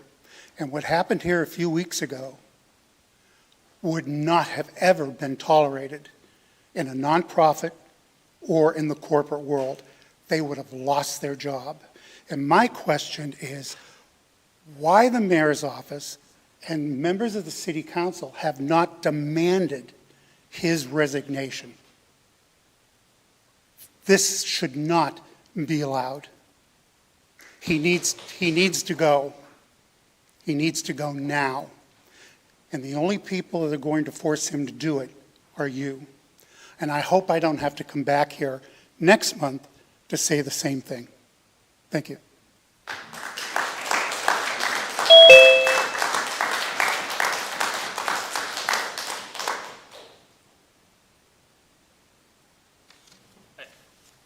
My name is Mike Rensel. I have some photographs I'd like to share with City Council.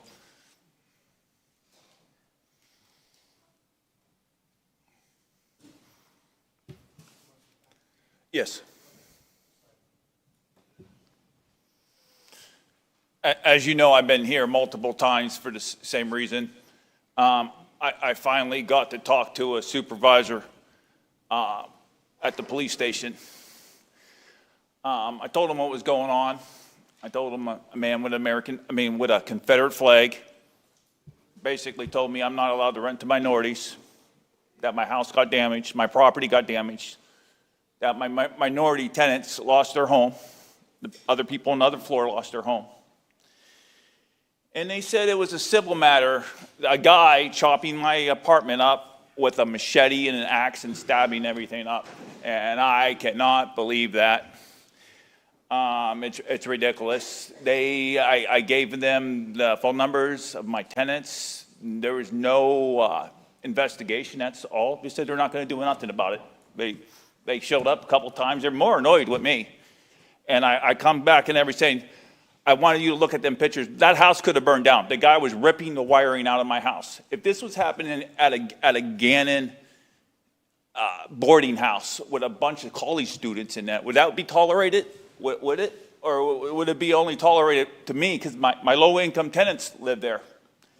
This man that did this with the Confederate flag, he also robbed 2 people right near the house. There's a cell phone place. It's called Metro. He approached the worker there, kissing on the window, blowing kisses on it, acting perverted. He grabbed the guy off the bicycle and threw him on the ground and robbed him. The lady that works at the store witnessed this. He also robbed another guy right in front of my rental property, an elderly man in his 60s, grabbed him, threw him on the floor, smacked him in the face for $18. I don't know how this goes on.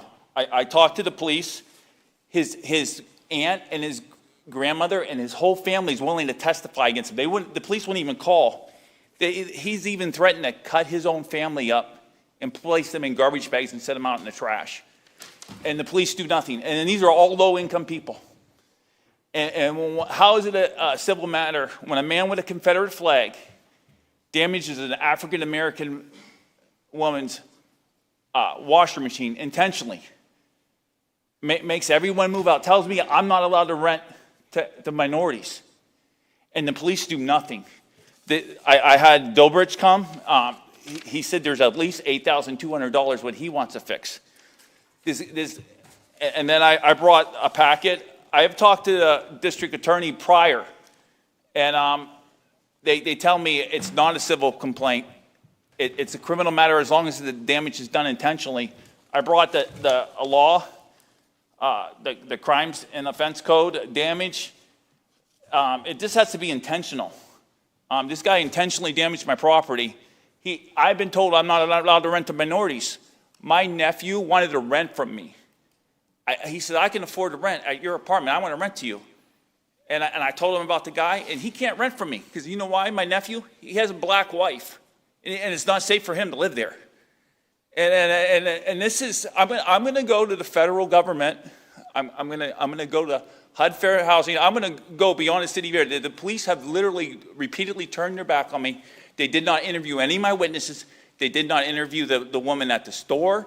This guy's free to terrorize and harm me. I had to sell my property because I can't rent that property to minorities just because of 2 guys with a Confederate flag, a case of beer, and $50 worth of meth.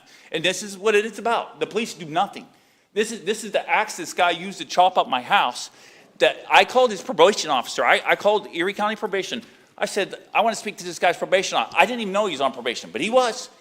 And they took a machete away from him that he was chopping my house up. He has repeatedly confessed to murdering somebody at the railroad tracks on 14th Street. I told the police this. They will not do nothing. I don't know why. All my tenants are low income, and that's the reason I believe. This guy committed multiple felonies, damaging my property. But $5,000. Once it's $5,000, it's a felony. It's over $8,000. The guy's in jail.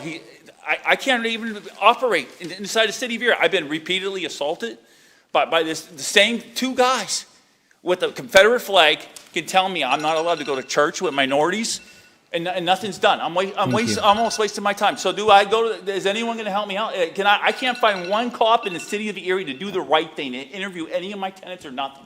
They all turn my back on my low-income minority tenants. I won't be able to do anything here from this. Mr. Runsell, you did talk, you're in contact with the district attorney's office, right? No, I did not. And what am I going to do when they come to my house and beat me up? That's what has happened. They come right to my rental property and assault me. Because your time's up on public comment, I'll talk to you out in the hallway. Yes. Okay? That way we're not interrupting the flow of Thank you. the comments.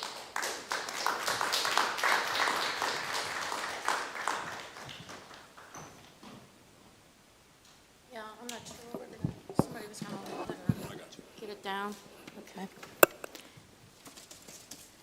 Good evening. My name is Mary Ann McDaniels Kalesa. I come in from southeastern Erie County with a concern about how we are doing foreclosures. I have in my hands a sheriff's sale. I have a 3-acre property. It's not my property that's being held for sheriff's sale. It's my next door neighbor who died a horrible death with an illness. What I am noticing and I want to bring to your attention tonight is that when I took a look at the paperwork that I was served, that the deed itself is incorrect. They are using information from 60 years ago. So how in the world can you serve somebody? The person they were going to attempt to serve would be, by my calculation, 135 years old, because I've had this property for over 40 years. So what I would like to suggest to County Council tonight is that you approach, Erie City Council, that you approach Erie County Council and say, I think you need to do a stop for 90 days until we figure out what in the world is going on. I called the attorney in Pittsburgh who's doing these foreclosures. I said, hey, I just wanted to give you a heads up that the property you're about to foreclose on and do a sheriff's sale in, an acre of it is my property. I have a 3-acre farm. So I would like to let you know that what you're commenting on in the deed surveillance is very old.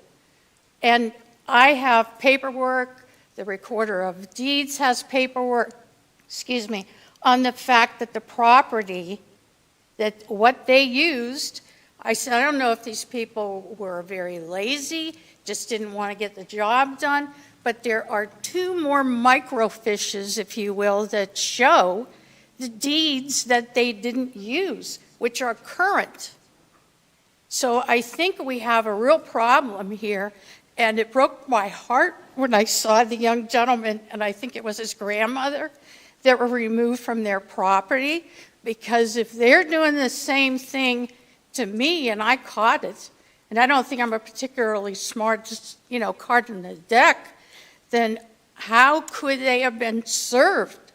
So I have to agree with this young man that I don't think it was handled properly, and I personally don't think he was ever served. I'd be happy to answer any questions you might have. Thank you. Thank you. I was hoping I could get another minute because I'm a Mercyhurst grad. Do I? Your timer hasn't gone off, yeah. Okay. The only other thing that I wanted to say was I did speak to the sheriff.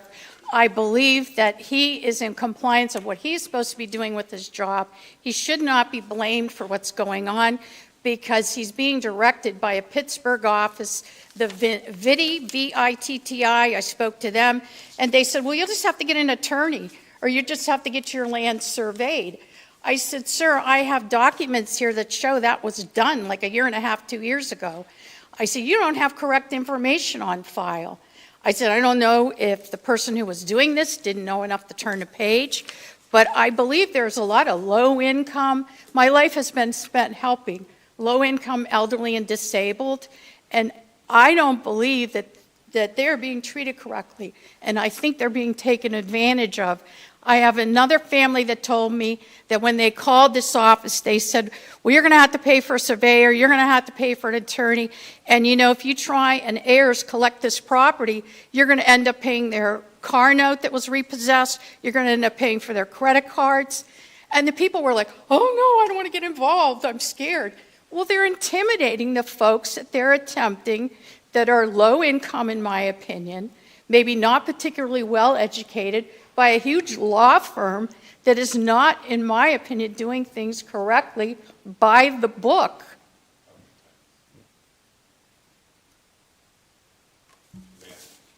Once our time is up, then I just don't want to like interrupt your time, but yeah. Well, I can speak to it, or you can finish your time, and then I can. Go ahead. I yield. Apologize for interrupting you. Oh, please. Most of you know I come from the county. Unfortunately, what you're speaking about here tonight has nothing to do with the city. It has everything to do with Erie County and the real estate and the pathonetaries, the recorder of deeds, and we hear the heartbreaking stories, and they move us, but this is zoning, refuse, parks and rec, public safety, and it's kind of hard. The only thing that really intertwines as far as that goes are that we're a taxing body in the same way that the county and the school board is. There's been no other demographic who has lost wealth through losing property in homes than Black Erie. But it's not a thing here for City Hall. Well, I'm asking you to pass an ordinance to go to county council. It doesn't And work. I'm asking Dr. Titus, too, to maybe think about pursuing that, so that at least you can give them a heads up from the city, hey, wait. The city we have agencies here that we partner with that have franchise over all of that stuff that we do. It's called the Land Bank, the Redevelopment Authority, and we want to help, but an ordinance is just a letter of support, and it's really, I don't do county council business now that I'm on city council, and I don't expect them to legislate what I do on city council, on county council. Now, can I pick up the phone and say, hey, Mary Ann Daniels Colessa has an issue. Has she been over to speak with you? Well, yeah. But that's nothing that me personally, that I was elected to do the things that really, really are pressing here at Erie, like the $12 million deficit and the looming pension crisis and the One Harbor Bayfront, and there's just so much stuff. And a lot of times when people come staying at that mic, I try to catch it all. It's kind of like drinking out of a fire hose. About 60, 70, 80% of it has nothing to do with, the things that we're elected to do. Has everything to do with our humanity, though. And I've taken the unusual step, and I don't want to set precedents in like even answering a rebuttal, because we don't do that here. We have rules of decorum. I get special permission from my Dr. Titus to even entertain that. But when I see the human condition, some things just, demand or calls out for an answer. And I heard you very well when you said you were asking City Council to propose a law, an ordinance or resolution, but that's not when we propose an ordinance or something, that's a law. We're enacting law. And so that, we wouldn't do that. And so, but if you want to talk after the meeting, I'd certainly, any of my county contacts over there, any direction, guidance, help that I could offer. But that's simply not a city issue. And just in the full disclosure, I would not even support anything like that. They come here because it's not under our scope of work, and it would be precedent setting, and it really would be performative, and it really would be out of line because we pass ordinances and enact ordinances to legislate how people do in the city, not what they do in another municipality or legislative. Our ordinance has no effect on anything they do over there at Erie County. It has no effect on anything they do at school board outside of a letter of support or trying to help. But our ordinances are for city people and for city residents and for people who live within the confines of the city of Erie proper. But the other taxing bodies, we can't legislate anything that they do. I don't know if that helps you out or anything, but and it's good to see you. Thank you. I'm disappointed. Thank you.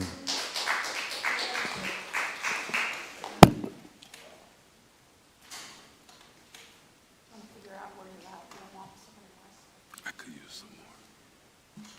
It's not the tightest, I'm sorry. Okay, I understood.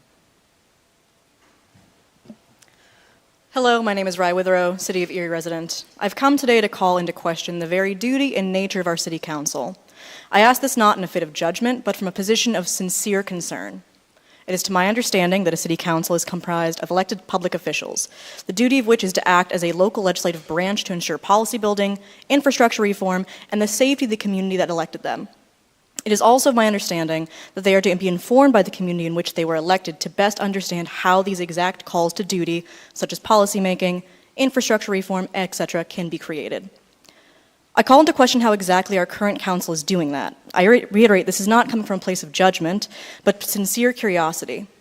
I'm asking for a creation of a transparency policy, a report or breakdown of the exact duties, responsibilities, and actions each of our councilors are performing to uphold their office, and if one exists, for it to be fully utilized, because the current liaison reports are not fulfilling that, nor are councilors who can leave mid-meeting without consequence. Because from my current vantage point, as a well-informed and active member of my community, I am not seeing this work.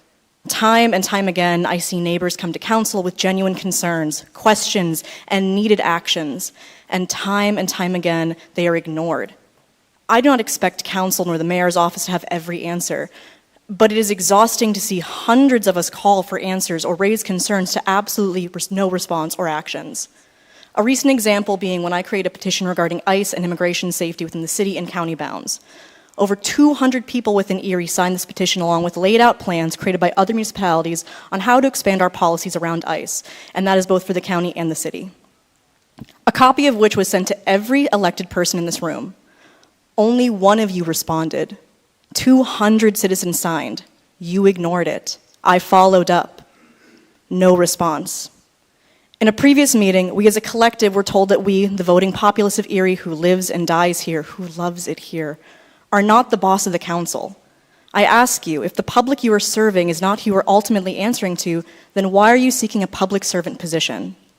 We're also told that the use of public comment, which we are entitled to, cannot be the sole way we ask for change, that this platform is exhaustive and unsustainable, and I completely agree. I don't want to be here. I really don't. I have other things to do, and so do you. But as a citizen, I have physically lost count of how many emails and inquiries I have sent you all individually over the years. Emails about police brutality, extreme weather, safety concerns. Over the course of the last 2 years alone, I've sent dozens, to which only 2 of you have ever responded to. Ever. And I thank you for your responses. The majority of you have never once willingly acknowledged or responded to any of our concerns. So what choice do we have but to come here? If you as a governing body truly serve the populace you claim to, show us. Change our minds. Quit looking at your phones and rolling your eyes. Look at us when we speak. You want us to respect your office, and I do want to respect your office. But some of you won't even look us in the eye or stick around. You didn't even stay here for public comment, and I'm saying that to the camera. If you believe I'm speaking out of term, prove it. Show us how you plan on supporting change and community need. This room is emptier than I anticipated or wanted when we planned this speak-in, and I know some of you are preparing for a big show out. I can't tell you how many people I spoke to that wanted to come to this, that after the last meeting said they don't want to because, and I quote, "What is the point? Our governing body doesn't care about us. They don't respect us. They don't see us. Why would I give them my time?" They've lost faith in Erie and our governing body. And I can't speak on behalf of all of you, but if I was in a position of public service, which I love to do, and hundreds of people suddenly gave up on me, I would feel a very particular way about that. And I really hope that you hear this not as a call out, but a call in. We want to serve Erie together and better. And I'm asking, step one, answer your phones and your emails, and we'll stop showing up here. Thank you so much.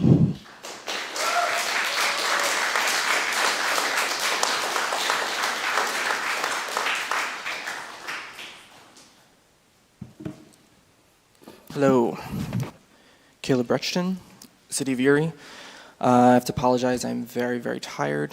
I have just a few notes. I don't have a written statement or anything, but there's a lot that can be said. If we all had the time, I could be here for hours, I think. I first want to say a few things about the last council meeting that I was at, I believe about a month ago, the other PM meeting. I have to say, some of the way that public comment was responded to after so many people expressed genuine, heartfelt comments there was more disappointing than I think even the initial some portion of the initial occurrence that the way that some people did not respond to what happened several meetings ago. And I also want to just write the record on a few points there. I know that one of the council members, for example, said that, well, we had to pay attention to decorum. Well, there's actually, I know that you all know this, but you can ask at any point to be recognized. So there's actually something that you can do about that. So I know that the sort of bystander-like effect can be a real thing. So I have some understanding there that, but I think it's important to hear, to be encouraged to act in the moment when you see injustice happen. And I don't think that decorum is more important than something like that. So I want to say that. I also want to say that I'm here for free. So I know there was some criticism about people saying, well, oh, I don't like to hear that when people say I'm your boss. That does sound pretty rude, I have to say. But also, I don't think it's the point. This was something that was responsibility that was sought out. You accepted this responsibility, and so I would expect that the voices be heard in that moment for the people that you decided to represent. I think that it's also ridiculous that there was this little show of positivity for a council member that has since left, and I think that is that also needs to be pointed out. I also want to mention Kevin Sparks.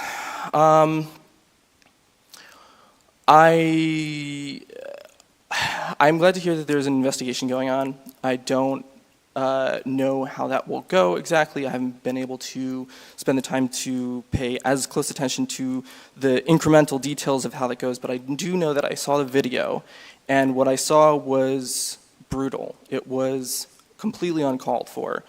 I don't think that there is, unless the person that you're chasing down is actively a danger, that sort of occurrence should never ever happen.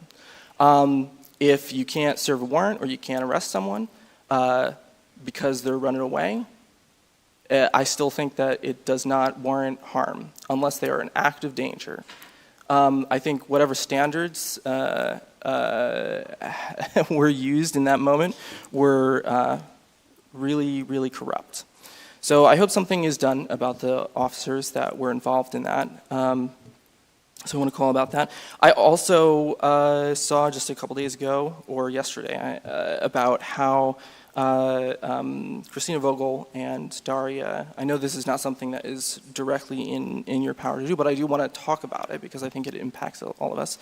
Went to some defense summit or something like that about bringing manufacturing to the city of Erie. And manufacturing is great.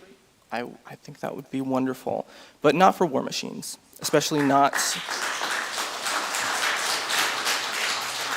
in this political climate. I mean, I think that putting a target on Erie in that way would cause me to leave the city. I think that it is incredibly dangerous. I think if we were in another country where we had a more reasonable Defense Department, I think it would be fine in a certain sense. Still wouldn't love it, but I would understand that there's a necessity there. However, we are currently in a situation where our government is being very aggressive in ways that are a huge problem. So don't love that. I'm sure there's plenty more to say about that, but I guess that's my time. Thank you.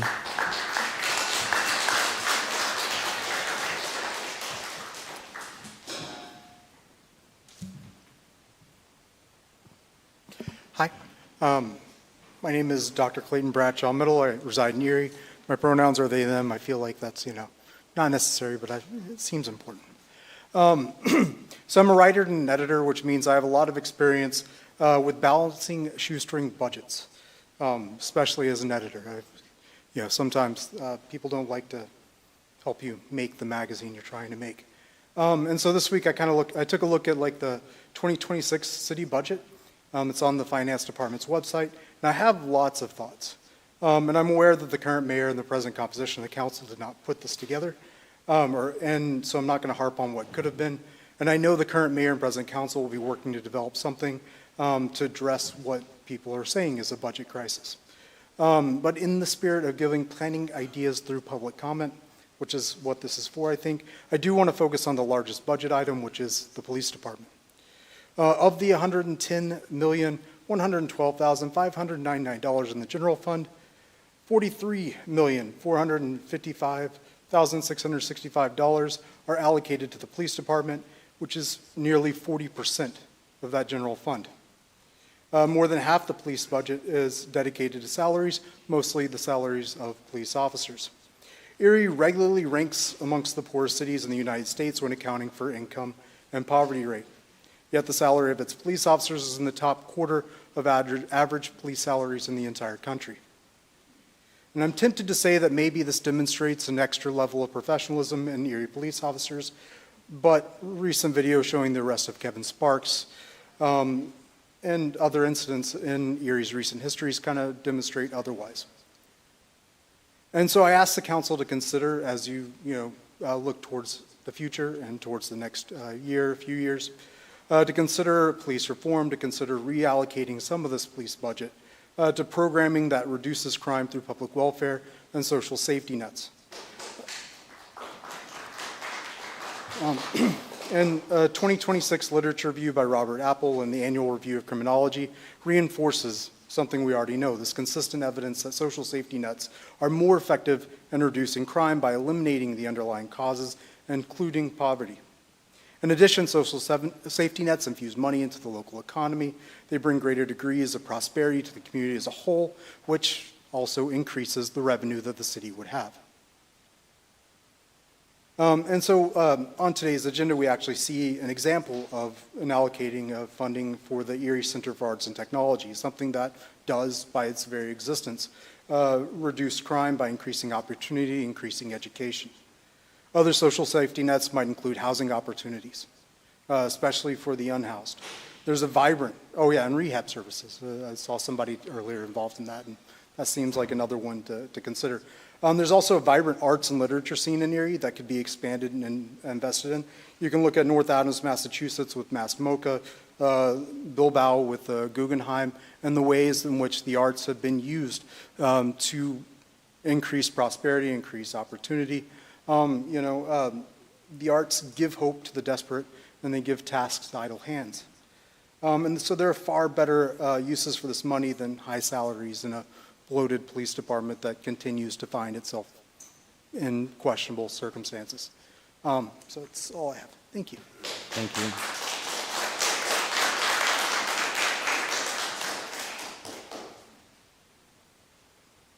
Hello, everyone. My name's Anthony Hazen. I'm a lifelong Erie resident, a real estate investor, and a tax-paying citizen. I come before you today to press a fact that you guys already know and understand, and that's that continuous rising taxes and fees implemented by the city are making rent prices unaffordable. And I believe it's having a direct impact with the decline in population and quality of affordable rental units available in Erie. Myself, as well as other real estate investors, feel providing good quality apartments at a fair rate is becoming harder and harder and will soon be impossible due to all these continuous hikes in taxes and fees implemented by the city. I know some may believe landlords may not care about providing quality apartments at a fair price, but I do, and I definitely know I'm not the only one. I believe one way to fix this problem before we see a collapse and local people that are trying to invest in real estate in the city is to pay attention to other mismanaged money in the city, like in the school district alone. We have schools that are on the verge of shutting down while we're hiring new positions that didn't exist before and paying years' worth of salary to people that are on a paid leave. I ask that you all consider local people trying to invest in our city when you're making these decisions. And that's all. Thanks for your time. Thank you.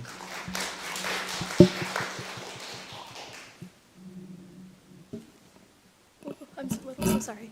Hi, my name is Samantha Voto. I live in the city of Erie. I mostly was here to talk to one of our friends that has since left. He wanted to get his cheers in, but then did not want to get his gears. So I don't really know what I am going to say to you guys. Really, it is, I came last time, had something prepared, stood around with my friends in the back saying, you know, we were dissatisfied with how everything turned out. What are we going to do next? When I heard our missing friend say something inappropriate to a news reporter, I was not here at our last meeting because I work, so I could not join Scott McDowell in calling out this behavior. And really everything that Scott said is going to be better than anything that I can provide you with.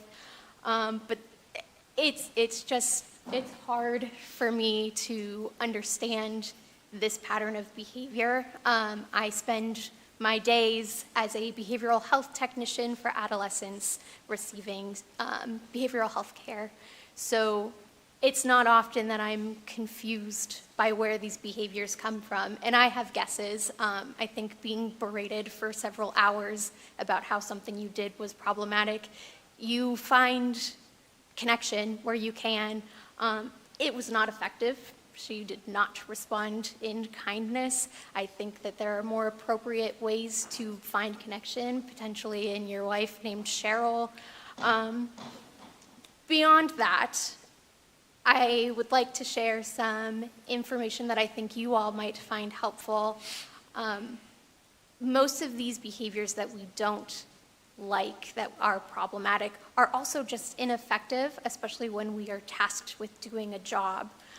So if we can't recognize the culture of the room, that everybody in that lobby was against you, and find that as an appropriate time to say something curt and inappropriate to somebody approximately 50 years your junior, I don't know how effective we are when we're in rooms with people who are part of this decision-making conversation. I appreciate that there are going to be changes to the rules of decorum. I appreciate that you all are still here and that you are hearing all of us, and I really do appreciate that. Standing in that lobby, I recognize that it is difficult to call things out in the moment, which is why I stopped. I got my facts, and I responded on Facebook. I told everybody that I could, what I heard, and that I felt it was inappropriate. And I urge you guys to do the same when something happens and you don't find the courage to speak up immediately. I recognize that it's very, very difficult because I was faced with the same task in the same setting. Yeah, that's really all I got. Thank you so much. Thank you.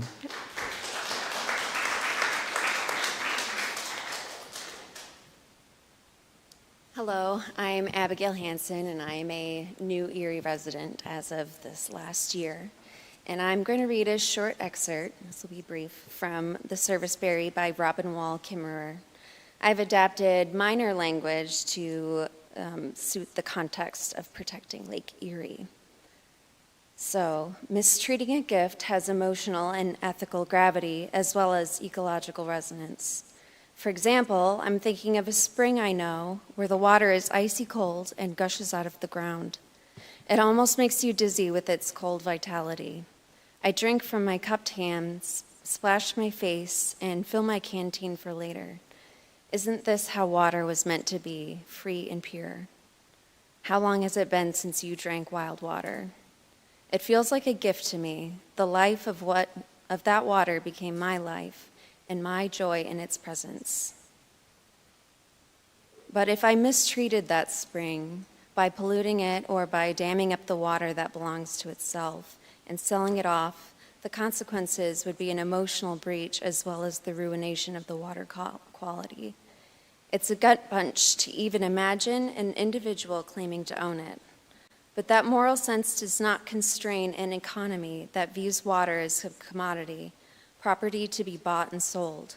It seems absurd to me that someone could own water, a free gift that falls like the proverbial manna from heaven. Could you sell manna without spiritual jeopardy? I don't think so. How we think ripples out to how we behave. If we view this spring, or in our case, Lake Erie, as an object, as property, it can be exploited as a commodity in a market economy. When something moves from the status of a gift to the status of commodity, we can become detached from mutual responsibility. And so, residents support keeping the bayfront primarily a public resource rather than further privatizing the waterfront land for exclusive commercial development. Public access to trails, parks, gathering areas, third spaces, fishing access, and cultural spaces should be prioritized over additional privatization of the bayfront or public assets for private interests. Thank you for your time. Thank you.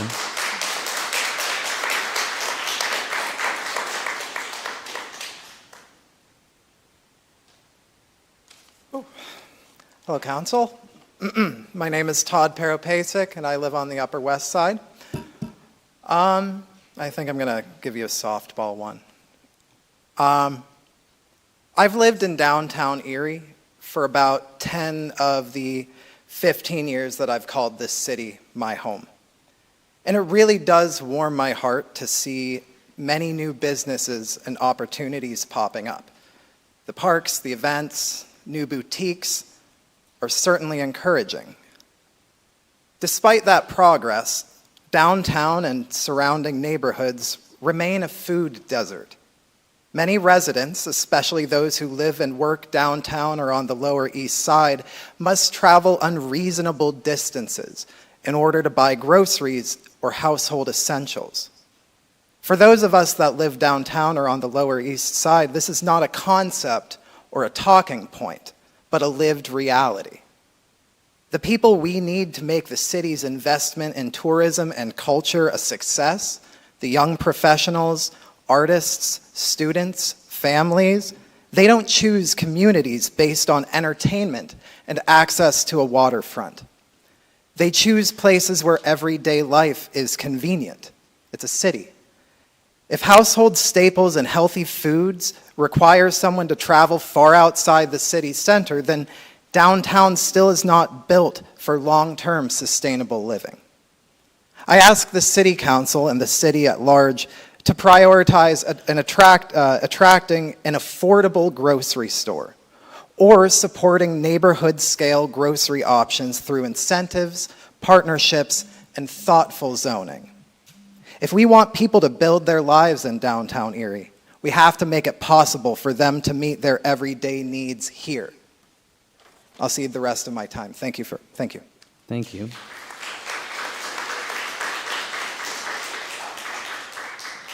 All right, Michael Butzkolny, Harbor Creek. So according to the latest reports, the mayor, county executive, and members of Infinite Erie recently went to a convention named the Pennsylvania Defense and Innovation Summit. This summit is described as bringing together America's leading defense and technology leaders, including senior military commanders, industry CEOs, investors, innovators, workforce developers, and entrepreneurs, to accelerate innovation and strengthen America's defense industrial base, showcasing Pennsylvania's leading defense companies, emerging startups, and critical suppliers, creating direct connections with government procurement officials, prime contractors, and private capital. Where's any mention of the word public in this description? This is an actual quote coming from a speaker at the summit. We've got defense CEOs, tech pioneers, capital allocators, investors, and military officers. Let's look into the PA officials who's headlined this event. Senator John Fetterman, who is pro-genocide and aligns with neoconservative foreign policy. Senator Dave McCormick, recent post of his states, the future of war will be decided who masters AI and autonomous systems first. Dave McCormick recently voted to integrate the Israeli military with the U.S. military. To give you some perspective, Israel, in committing genocide, has killed 200-plus journalists, systemically targeted children in the head and vital organs, resulting in much more than 20,000 children being killed, along with hundreds of thousands of indigenous people in the Gaza Strip. Israel has also dropped the equivalent of 10 Hiroshima bombs on the Gaza Strip and has developed a system involving training dogs to rape Palestinian prisoners. This is 1% of what they continue to do. Mike Kelly, Jake Banta, a previous Blackwater mercenary.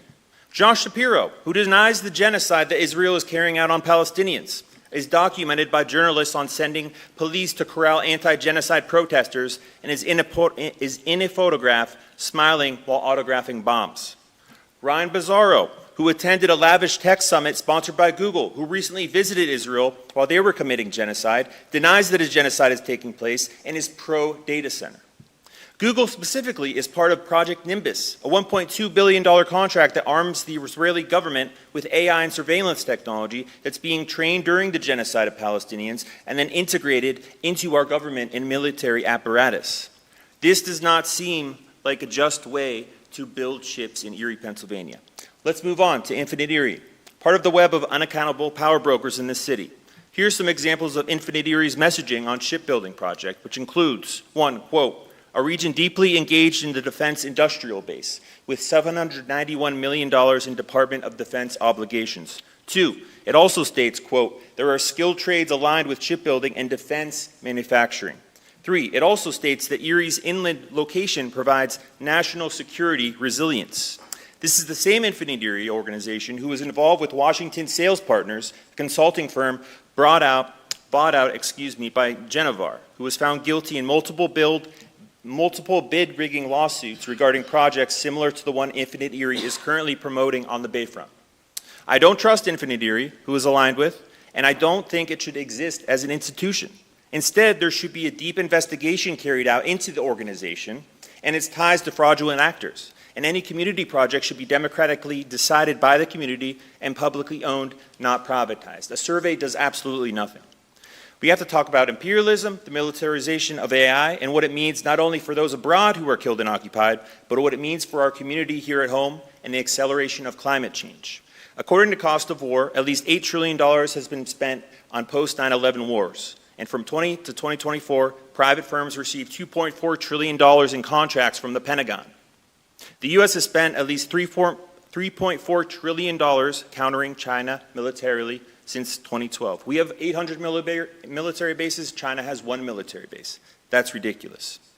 Harvard war budgeting expert Linda Blimes is now estimating that the illegal war launched on Iran will exceed $1 trillion in long-term costs. That's insane.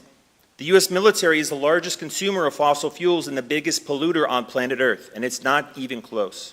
This is almost never talked about in the open and not included in reports. And it's making billionaires, defense contractors, private capital interests, and oil cartels billions of dollars. The World Wildlife Fund, who monitors wildlife populations worldwide, states that wildlife populations have decreased by an average of 73% since 1970. Freshwater species have suffered the most severe losses with an 85% decline. We live right on Lake Erie. Reports are now stating that climate change will result in temperature levels permanently rising as much as 2 degrees Celsius by 2030. This will result in an extinction level event beyond our comprehension. leading to freshwater resources being depleted and our environment being Thank cooked you. alive. It's already started and it's already locked in. Thank you.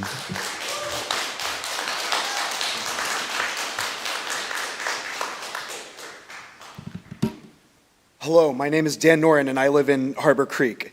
Hello everyone, I'm new to this, so I apologize in advance if I'm out of line or if what I say is out of your scope.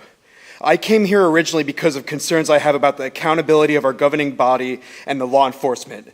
Many people here have said a lot of what I'm feeling much better than I can. These are things I care about a lot and the main reason why I'm here today.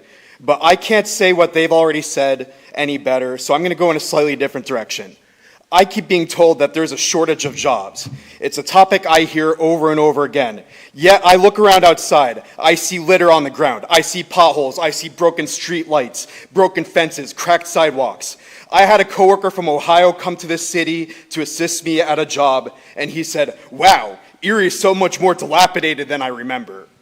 There is no shortage of work to be done. Some of these things are more difficult than others, but together we can do anything. Our government has an obligation to serve our community. Our government has the ability and capability and the responsibility to identify these shortcomings and address them. Funding is always used as an excuse.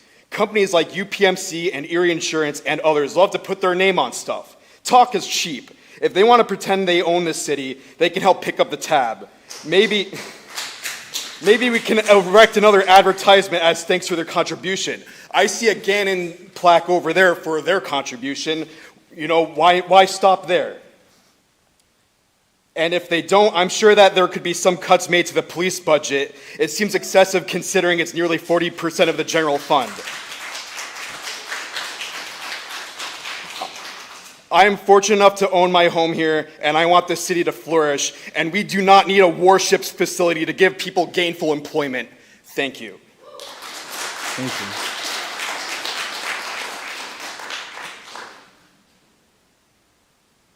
Hi, my name is Cole Shenley. I live in the city of Erie.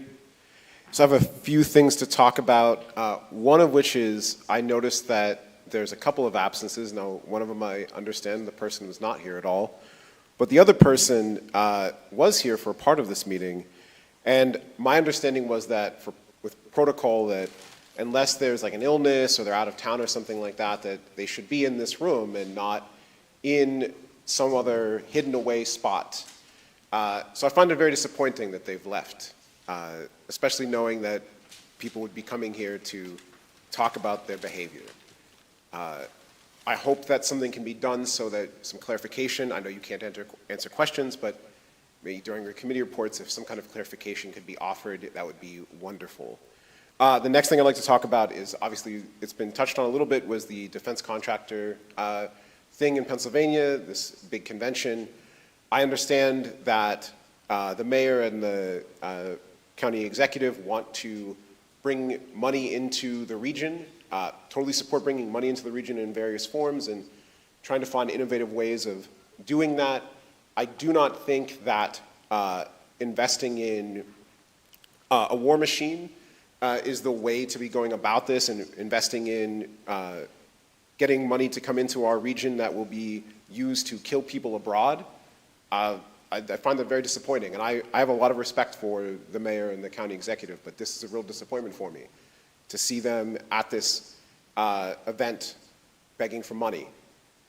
I'd also like to talk about what's happened locally with the police and the Kevin Sparks situation. And something I want to highlight is that I know that it was brought up by the council president that things are being looked into, work is being done. The mayor's put out a statement, you know, we're going to be releasing some information soon. Totally respect that. I think that's great. One thing I want to highlight is that when we have these conversations around policing in this city, sometimes we paint with too broad of a brush. All cops are bad or all cops are great. Fund the police, defund the police, all these kinds of, we can get into sloganeering. I want to say that anything that happens, we have to consider this though.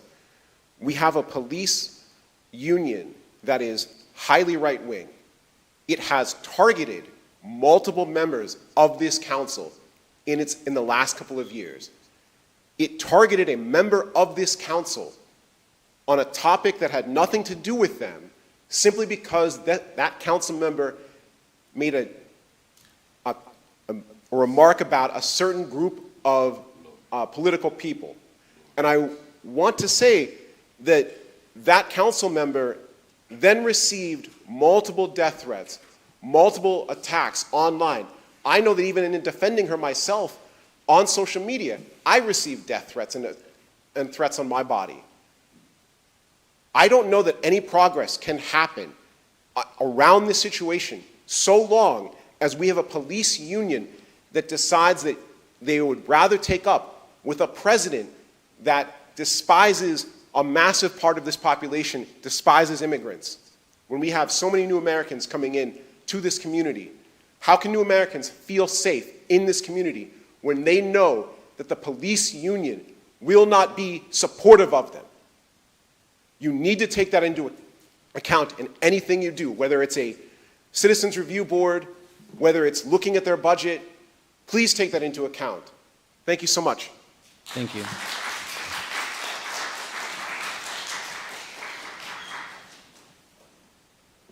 Hello, my name is Emma Wolf, and I'm a resident of Erie who has come here concerned and angered about recent behaviors I've seen over the last few weeks. In my life, I have met and loved many trans people, including family. So hearing comments that were made to another member of council several weeks ago angered me and broke my heart to see. And as the older sister of a lovely trans woman whose mental health has been struggling due to acceptance from community, I came here to demand a better response and accountability. I also come here as a former employee of Erie News Now who was disgusted to see that a former colleague of mine had gross, awful comments made to them. I know my former boss came here, discussed a bit about it, probably better than I could, but I ask as someone who cares about my friends, cares about my family, that there be something more done. Thank you. Thank you.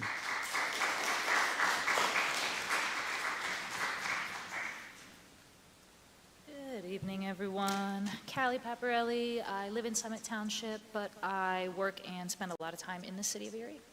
I want to touch on 3 things this evening. First, I would like to commend the community outreach survey that you guys sent out. I don't know who was in charge of that regarding the city parks. I mean, we have beautiful parks and they're just kind of falling apart. The actual survey, if anyone did take it, it really demonstrates a serious commitment to improving the quality of life and the well-being of the city residents, of the people who use it, just to the people who even live around them. Regardless of the demographic, it's something beneficial for everyone. So I really appreciate that. Thank you guys. But going off that, the survey itself, if I could offer a suggestion, the survey itself was really well designed. It was super intentional, super comprehensive. But the survey itself was written in language that is inaccessible to a huge majority of the city residents. If you've ever studied linguistics, took a class on that kind of thing, you'll learn about the term register, and it's the level of speech that you use. You've got frozen, which is like scripts and quotes and memes. You've got formal, your jargon, your technical documents, your academic language. Your consultative, where you're having like teacher to student exchanges. Casuals, just the conversation. Intimate, you've got your body language, your intonation things. Right now, this survey is written in language that's between formal and consultative, language that you don't learn until you are in advanced academic settings. If you are familiar with the Erie School District at all, if you're familiar with the statistics, you will know that on average, 20% of our students, for going back decades, ever reach proficiency in reading. That means these people who are graduating from our school district are reading at 2nd, 3rd, 4th grade levels, and the survey itself was designed for people with a college reading level. So all of these people were expecting to use these parks to capitalize on these resources, literally cannot access or understand the questions they're being asked.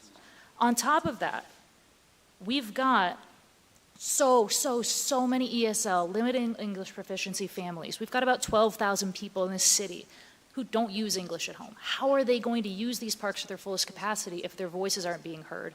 Because they literally cannot understand the requests made of them. So, going forward on that, if I could suggest, please, next time you send out a survey, maybe offer it in a few different languages. We have so many resources. dumb down the language a little. It sounds insulting, but really it's what's needed when people don't speak that language. It's beautiful, but who it's designed for, did it hit the mark? If I could shoehorn in on the tails of that, I actually read some data this morning. The Erie School District, from 22 to 25, we tested 9,995th out of 10,076 school districts in the nation for reading. Math, we're almost dead last. We are doing very badly. We're trying to get better, we're trying to improve, but how are we doing better for our people when that is what the education system is providing for our kids? Another bit of trivia, you guys may never have heard of this. After the Gulag system in Russia, where primarily the intelligentsia, the people who were just passionate about education and sharing that education, they were sent to these Gulag systems. The economic prosperity of those regions was dramatically higher than anywhere else in the country. So if we are testing dead last across the country, how can we expect our economic revival to ever happen? How can we improve as a people when we're not prioritizing education? How are we not doing anything with meeting people where we are or where they are? Excuse me, I lost my train of thought. Oh, the warship facility. Do we need to be building warships if we're not minding our own business? Is that really going to bring us the most prosperity if we're sending our efforts to something that's going to go off and kill someone somewhere else? We need to focus on us. We need to mind our own business before we get involved in something like that. I did run into, speaking of parks, a couple of students this week who were very concerned with McKinley Park. Why are the swings getting taken down? Why are the tennis nets getting taken out? Why are the resources, the limited resources these kids have to participate in and enjoy their own city being taken away from them? One of the students did come to a prior city council meeting and she said that nothing was done, no answers were made, they're still taking away the resources. So if you could please find out, I would love to know, love to pass on the info. And then how much time do I have? Seconds? Okay. If you have immigrants, neighbors, don't tell them not to get a real ID. A friend just got flagged who is a citizen passport holder because he was adopted. Thank you.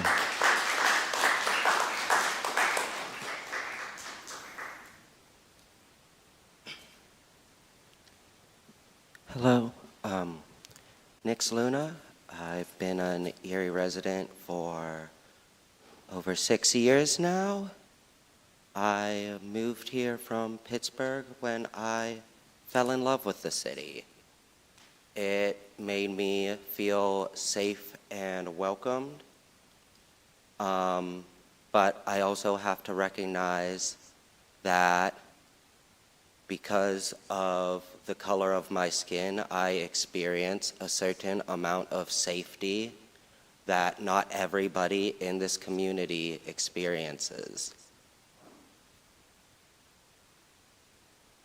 Which is why it's so important to me that council listens when the people speak up. Because there's so many of us of so many different shapes and sizes, backgrounds, political leanings, who are still, for one, voting populists, but two, just people that live here. And I feel very sorry for the people that live here when there are very serious matters to be taken care of, and it seems that council would not want to hear what the people have to say based on, like others have brought up, the previous meetings about a month ago and prior actions of certain council members. And speaking of certain council members, I notice, obviously, we have an excused absence, but I am not speaking, unfortunately, to all of council, which I was hoping to do. And I would like to note that I am here shaking, feeling like every bone in my body wants to jump out of its place and leave my muscles a puddle of goop on the ground. but you cannot stop me from coming up here and expressing my views. And I think that's very telling that I can be present for this in the middle of a panic attack while we cannot have all of council present to hear the concerns of the people.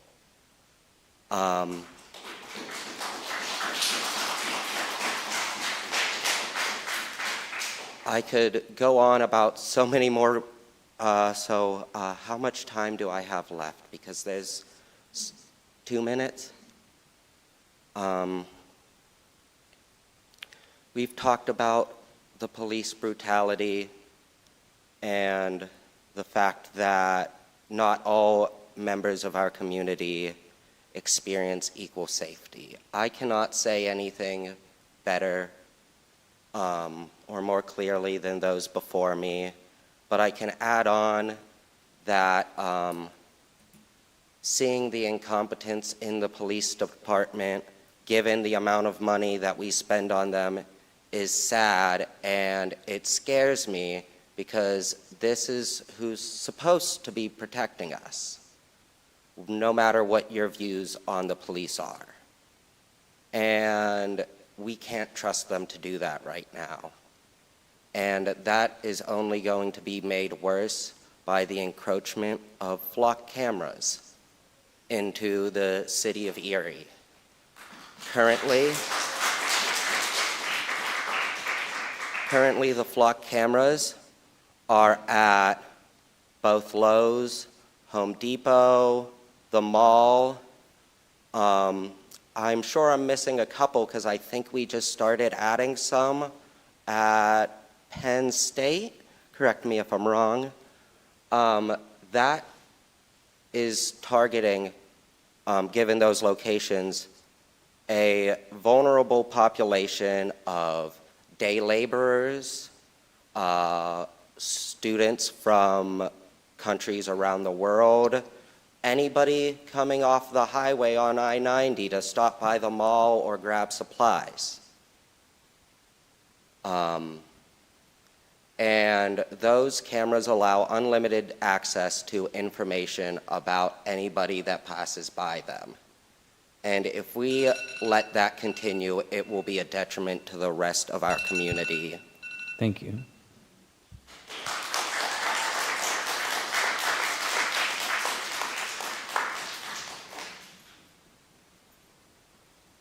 Hello, I'm Javier, and I live in Erie for years and years. And I've been trying to bring the attention to you about law enforcement, Erie Police. I have videos of them. I went to court. I got charged for unlawful order and recording them from 50 feet away. And I've been charged, and I'm going again against another trial because I have recorded in the Mixed Justice Court public lobby that we are allowed to do.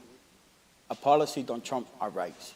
We have rights under the First Amendment to record government officials on their duties. And I've been having issues with this judge, and that's why I was recording in the public lobby, and now the officer is charging me for unlawful use of recording. And for them to bring your attention already, this officer's been doing already out here. He already had a federal lawsuit against him that he lost. Now, Officer Justin, he was the one that arrested me for 50 feet away from him. He's the one that hit the guy on the bike. He should have been already dealing with. But when I called the attorney affair, he said I should have been the one in jail. But we had to stop this because if we don't, it's going to keep bringing more lawsuits than what we could afford. And in the city, y'all don't pay for it. We the people do. We got to step up and start doing for the community. Because if we don't, this officer is going to kill somebody one of these days. He already ran somebody over. He violated my rights already under the First Amendment. This is not right for us. And I appreciate y'all for listening to me today. And my name's Javier, and I go by Javi's News now on YouTube. Thank you.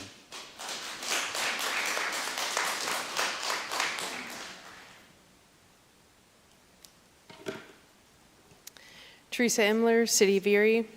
I want to start with a question, not expecting an answer, but rather hoping you will consider it during my remarks and those of my community that are here tonight. Why are you here in the seat you are in? And what drove you to seek that seat over those behind me? I have recently been canvassing, tabling at community events, and talking, but more importantly, listening.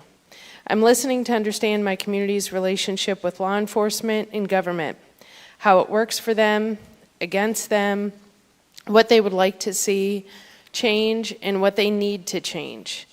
We are speaking to them about housing and what they want to see with new buildings, renovations, code enforcement.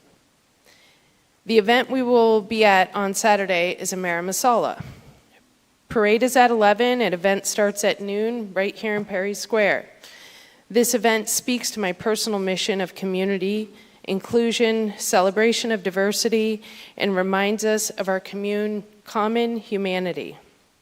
Celebrations alone will not fix what ails our community, but our elected officials, law enforcement, and civil servants can help by walking the streets, speaking and listening to what the city needs. Be creative. Walking recently, I saw neighborhoods with limited transportation, bulk items like broken AC units, tires, home debris, and no way to dispose of it. They don't have cars. They can't take it to the recycle. The city may have occasional drop-offs, but they're not able to get there, and they're not well publicized. Take the cleanup to them. We cleaned 2 bags of trash just walking back from canvassing to the Booker T. Let them know you care. Let them see your face. Let them tell you what they need. If you don't want to, then vacate the seat, because we need people who share our common humanity. Mayor Devlin isn't here tonight, and I'm not attacking her, but she made a comment after a meeting a month ago about increasing law enforcement because of disruptive youth and the complaints from the hotels and the establishments around the public dock. What creative ideas were brought in before the law enforcement? Did they bring in people like Mr. T? I don't want to talk for him, but he's an amazing asset in this community. Why aren't we bringing in people like that to talk to the youth, to find out? You know, maybe they couldn't go to McKinley and play at the playground because everything is gone. We're taking things away from the kids, but we're not giving them an avenue to exert their energy. It's summertime.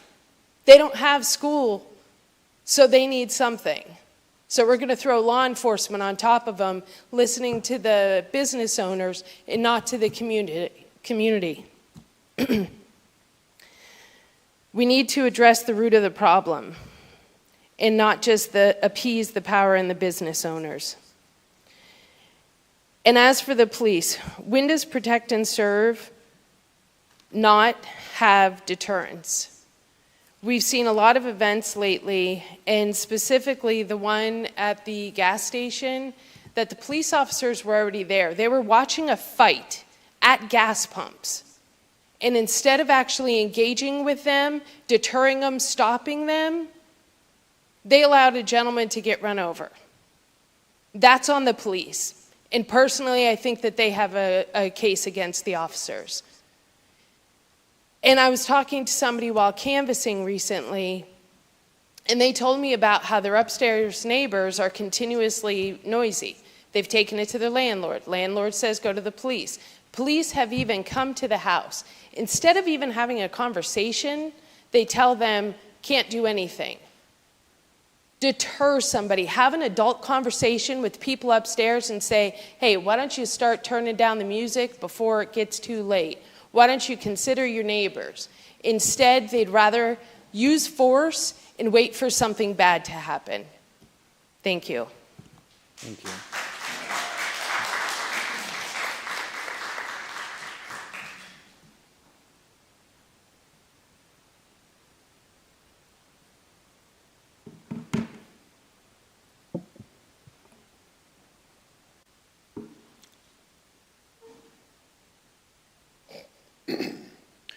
Jared Stashesky, Mill Creek Township, specifically. I would like to say that I was surprised that Councilman Brzezinski was here for the ceremony with the Mercyhurst baseball team. Much respect for their achievement, but that was definitely the wrong person to do that, especially at the beginning of the meeting. And Dr. Titus, could you tell me, is Mr. Brzezinski censured? No. Why is he on video now and not in the chair? Because everyone, if you look up on the screen right there, you can see Mr. Brzezinski on the camera, and I don't think we should see him there either. If I answer, it's going to take up your time. Then we can talk after the meeting.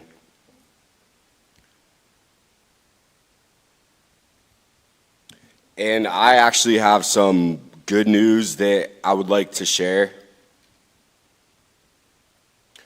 A $14 billion legal settlement with chemical companies that produce toxic PFAS, forever chemicals, that are widespread and contaminating water sources has money on the table that Erie Waterworks could cash in on. This huge payout is there for the taking by water companies if there is any more than 2 parts per trillion of PFAS in the source of the water that they treat and serve. And this would be at no cost to Erie Waterworks. They would likely be eligible for $60 million. They have not yet signed up for this free opportunity, and unfortunately, about $8 billion of the $14 billion remains unclaimed by water systems and will go back to the chemical companies if not claimed. Please do what you can to have Erie Waterworks respond to attorney Mike Ewall, who recently contacted them to make sure they're aware of this settlement, which is separate from other PFAS legal settlements that they may have signed on to. So that's some very urgent information. There's only about 2 weeks left to get that money. So Ms. Schaaf, I know you'll probably be at the meeting tomorrow, but that would be some good information to relay to them. And I would like to ask the mayor and all council members what I could personally do to help. A lot of people have accused me of being negative, and I love Erie. I'm obsessed with Erie history. I like Erie people. I like the diversity. I like how we're kind of like crazy, but we get down and we help each other, and that is never more apparent than here. So if I ever come across as negative, I apologize, and if there's anything I could do to help anyone's cause, please ask me, and I would be happy to do that.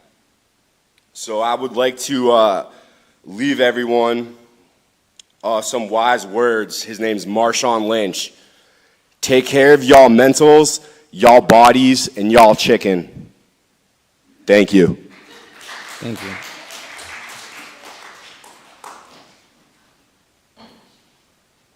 Hi, Cindy Schreiber, born and raised in Erie, live in Edinburgh. Briefly, before I start talking about what I would like to address, if we are going to consider becoming a military hub of any sort, we have to have a serious conversation about our police force. Having lived on bases all over this country, I can adamantly declare that our force is not ready for the diverse population that will come in. Not ready. We're not even ready for what we have. Beyond the badge, those are the words that are displayed prominently on the first page of the Erie City Police Department recruiting guide.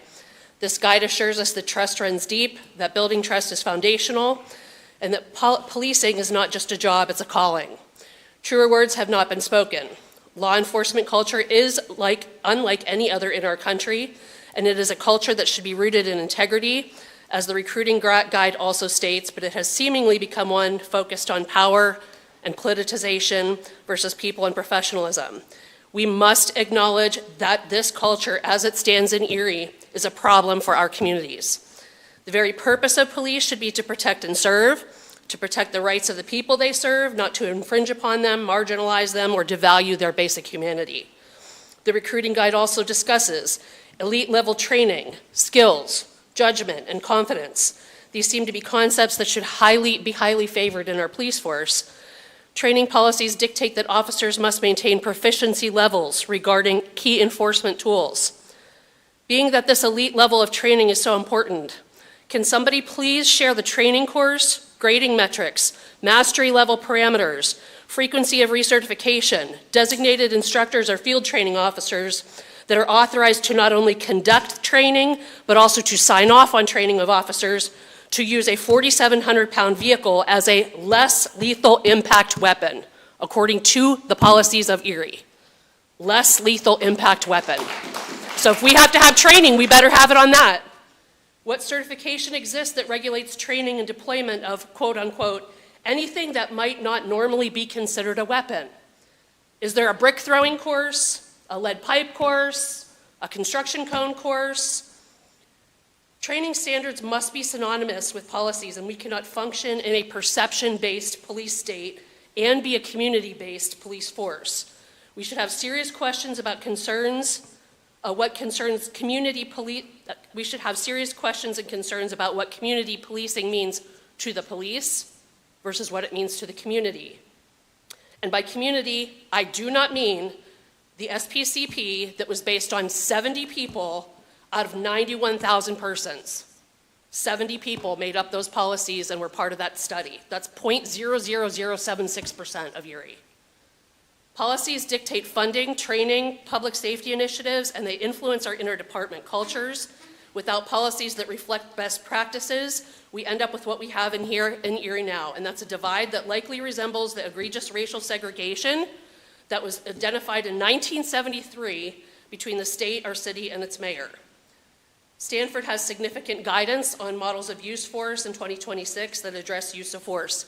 Erie does not have a single policy on use of force continuums on the ladder of what needs to occur. How is that even possible? How is that even possible? 93%, up from 29% of departments nationwide have specific policies on officers' duty to intervene. We clearly don't have much of a policy on that either, based on the video that we have seen of Kevin Sparks. Integrity determines how you respond and implement those skills.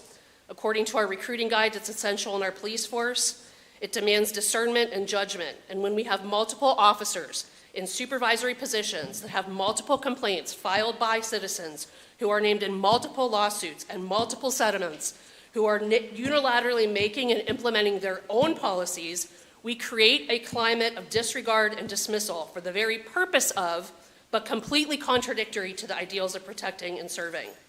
What we do have, according to this guide, is confidence. We have confidence that we can use perception over preparedness. We have confidence that we can create our own policies where language does not exist.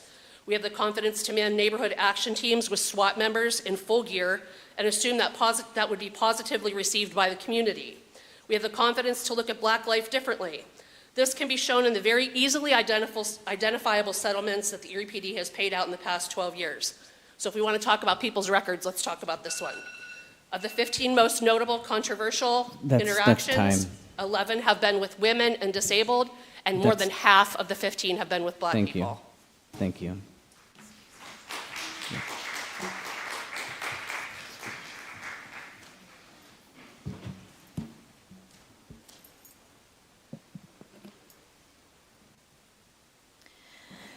Good evening. I'm Dr. Suzanne Kuligowski, a citizen of the city of Erie. I've worked in nonprofit organizations and human services in Erie for 27 years. I'm the current executive director of Erie Dawn, which is a nonprofit in Erie and a leader in this community. The focus of my work and career has always been working with women and youth in the community. I have built my home in the city of Erie. I have attended higher education here at Gannon, and I'm highly invested in promoting justice, equality, and human dignity, humanitarian efforts for all. I just wanted to make a note, if anybody is interested in talking about ways to work on the budget, I would highly suggest talking about ways to cut budget costs by meeting with families, particularly women, moms, single moms, low-income families, on how to cut those costs, because we have to do that every single day. So we would love to have those conversations. Additionally, I use she and her pronouns for any of the council members that would like to know that. But anybody else can call me doctor. I'm here to address the conduct and behaviors among leadership, law enforcement, and authority in this community. Unfortunately, I, like many others, have attended many city council city and county council meetings and voiced many great concerns of abuse of power, racism, bigotry, sexism, violence, homicides, bullying, and lack of transparency and leadership in this community. I am here again. We are here again, taking time out of our busy lives away from our families, our homes, our work, etc., to address these concerns. It is my right to be here. It is your elected job and your privilege to be here. However, today, I am not simply here to just voice my concerns and exercise my right of freedom of speech. I am here to sound the alarm, your alarm. Wake up. Let's all collectively wake up. And maybe for a council member that had to leave a little bit early, let's talk about collective and in the definition of that. So collectively means doing or considering something as a group, not separately. It describes actions, decisions, traits shared by or involving every member of a group rather than individually or acting alone. So let's wake up to the common themes held throughout every incident presented from our collective concerns.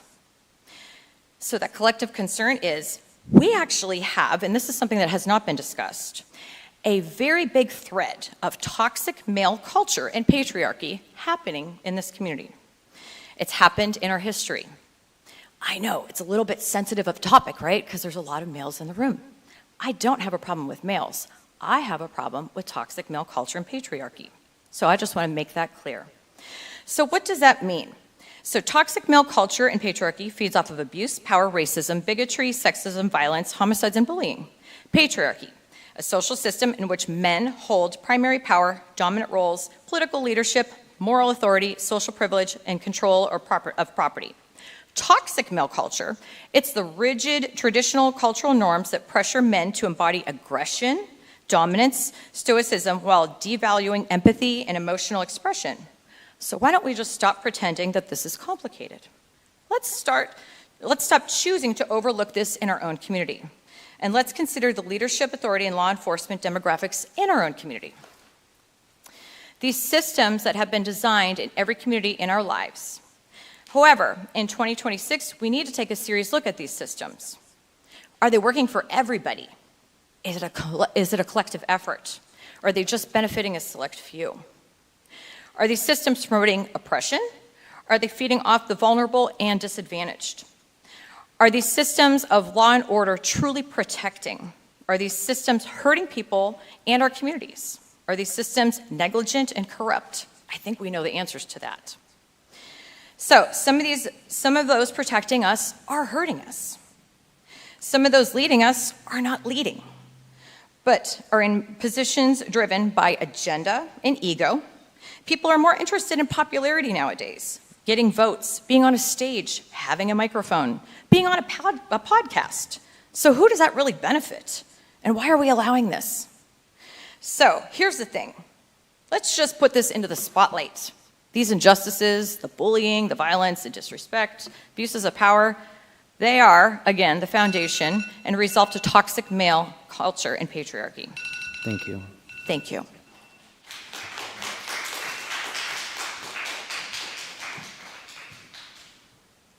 Hi, my name is Dan Brayman. I'm a resident of the city of Erie. I'm going to be continuing on a theme that was discussed by a previous speaker. Given these are the problems that our community is facing while officers are wearing the badge, I would emphatically agree we should be taking a serious pause and evaluate who our officers are beyond their badges. The complete indifference shown to Kevin Sparks with regards to the prison refusing specialist medical care being offered by AHN specialists and the continued disregard for the injuries caused by this police department is repulsive. The excessive force plague that has infected our home, including using weapons as first option on the use of force continuum, which are nationally recognized as deadly force tactics, and the total disregard of community safety and hierarchy of safety needs and conflict resolution must change. Due to the concerns this community has regarding the implementation of perceived policies and life-threatening use of force by officers in high-saturation neighborhoods that also house many of our newer Americans, please consider this a formal complaint that warrants 24-hour response regarding our certification as a welcoming city. A formal complaint will be filed accordingly. Thank you. Thank you.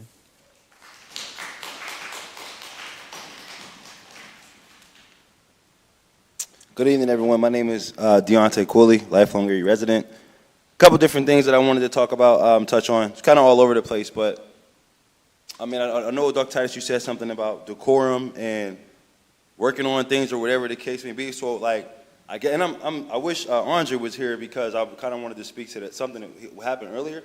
But I'm noticing Mr. Brzezinski's. I've been sitting here watching the whole thing, and like right now it looks like he's propped up in the recliner.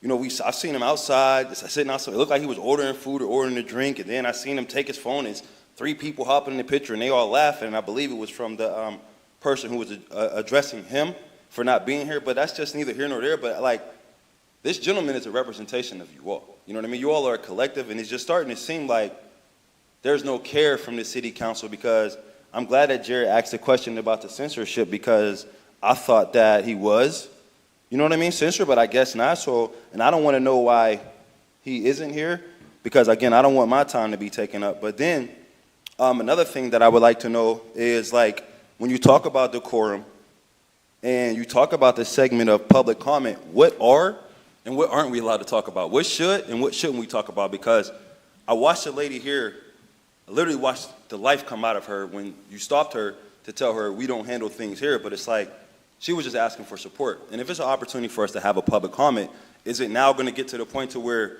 you guys can't talk about certain things? If I want to come up here and sing Twinkle, Twinkle, Little Star for my 5 minutes, this is a legit question. Am I obligated to that? Or is there certain things that me as an individual living in the city of Erie, when it's public comment, are there things that I cannot talk about? That is a question I would like for you to answer. No, you're just not allowed to address anybody. Okay, thank you. So if I'm talking about something specific and it's on my heart and I'm asking for support from my elected officials, in my opinion, I believe that I should be. This lady rolled out of here in her chair and she was very disappointed. It was very disheartening to see that. So I did want to make sure to speak on that. But even outside of that, one of my concerns with, because I know we all talk about how we love the Erie community, and we're talking about, you know, the people with the housing issue. We talk about substance abuse. We talk about the unhoused community. But my question is, are we getting ourselves prepared for the crisis of the gambling addiction when these skill game machines have to come out of the places of the people who can't afford to pay that extra tax after 120 days, if that is what happens? Because addiction is real, and addiction doesn't discriminate against anybody or anything. And a gambling addiction is a serious thing. So there are going to be people who may not have access to their skill games to get their fix. They may not have a ride to the casino. So now we might see more skin joints coming up in our neighborhoods, or more illegal gambling activities, or people who just want some money. Crime goes up. You know, dealing with some of those stressors. More people are using drugs. More people are using alcohol. And there was a countdown. It was 120 days, I want to say a month ago. I'm not sure where the countdown is now as far as the laws and things changing, but I've been an addiction counselor for 12 and a half years. And people can become addicted to anything. When people are addicted to money, people will do anything for money. And then also there are people who run these organizations and these establishments to, and it's not to blame them, because people are trying to make a living. So now what are we going to do about the people who have to go from having income of, let's say, $5,000 to $10,000 a month to now $0, or now they're in the hole because they have to pay them taxes? How are we going to help those people either sustain their lifestyles or teach them some different type of style of business, or help them deal with their addiction of money and spending? Because now some of those people may have been sending their children to private school. Now they have to come to public school. Some of those people may have moved out of the neighborhoods to where they felt weren't safe, and now they may have to come back or be facing eviction notices. So again, I'm not sure if anybody has thought to consider this, but they're in the future, in the near future, and those machines were strategically dropped off in our neighborhoods, because they're not past 33rd Street. You know what I mean? And if they are, they're in certain areas or in specific things. So my question to you all is, are you considering the epidemic of the gambling addiction and how it's going to impact our city once those skill games get lawed, or whatever it is that they're doing, and they say, okay, you guys got to pay these fines. You guys got to pay these taxes in order for them to be here, and people can't afford them. So now I can't get my fix on 22nd Street. I can't get my fix on 7th Street. Now oh man, I need to gamble. Now I'm going to go to the bar, you know, because maybe the bar still has a machine in there. So now I'm drinking while I'm playing the game. And now a fight breaks out because you're at my machine, or I'm waiting my turn and so on and so forth. It seems very far-fetched, but for anybody who ever has struggled with any addiction or anybody who understands a gambling addiction, you understand exactly what I'm saying, and we all know how ugly this can get. So let's not ignore this because we're being distracted by so many other things, and let's realize and understand that there's going to be a population of people who will suffer here shortly, and we need to be addressing it. Thank you. Thank you.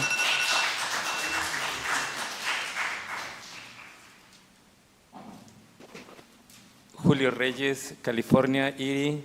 I was not going to speak, but I got encouraged for all the people making comments. I have a big mouth, and I'm always making suggestions. What I see here in Erie is like a total different dimension. I'm going to give you a couple of examples about how money and opportunities are wasted. I decided to go to the grade 8 Tuesdays at the Bay. People to be able to get in there, they make a line, and the line was about at least 100 people there, just waiting online to get in, 1 hour to get in. The vendors inside vending, they could sell more money, they could make more money if people were able to get in and being able to buy things faster. The gate, 2 people, 2 machines there, and then they open the bags, and then it's about maybe 30 minutes to get in. Sunny, the music performing, and then instead of being smart, that's of course the Port Authority. But if people should have been smart enough, they should have more gates open and then being able to move the people faster. Then you have about 4 guys, you know, I'm short, so they look to me like 7 feet tall, you know, heavy set, whatever. They should have women doing the screening. They are faster and better. Okay? So that's one example, just one example. Erie traditionally watches the pennies and loses the dollars. Absolute waste of time. I went there, I enjoyed the music a little bit, and they just move on. And I could give you another 20 different examples about what is happening. Now, what people forget about this forum and the whole city is we as humans are social animals, mammals. We imitate behavior. If we have a bad example, most of the group tend to follow that bad example, what Dante was talking about. You start gambling because it's just fun, then it becomes an addiction, and then you don't have anything else to do. And other people were speaking that they were making troubles in the Bay because they don't have parks to play. You should be smart enough to audit the organization that's running away with money in the shelters where homeless people don't want to go because there is violence and there is drugs and there are problems. How do I know? I talk to anybody in the streets. Actually, I have a conversation with me in the mirror just to learn some things about what's going on. I talk with people in the streets and I ask them, why you don't go to this place? Because there is a lot of violence. I don't want to be there. I don't want to be around people that have drug addictions and they are not treated. What do I want to be there? I'd rather be on the streets. Now, I'm not saying that I am right. I'm just conveying the message that I get from the people living in the streets. Now, you are a forum. It only takes 1 bad apple to damage the basket. You need to do something about the image that you are sending to the world in every moment, because that's what you choose to do. So you are there, keep a minimum standard of performance, and if a bad apple is poisoning the basket, you need to get rid of the bad apple. In the authorities, in the non-profit organizations, in the businesses, in the landlords, you only need to get rid of about 10, 15 bad apples, and then the problems are solved. Again, I was not going to talk about this because, I talk too much, but believe me, I'm 72 years old, and I've been told that I have good ideas, so just try to use the ideas, follow what I'm trying to say. I'm not really that articulated, but I could tell you, you give me a problem, I will solve it for you for a nominal fee. Thank you very much. Thank you.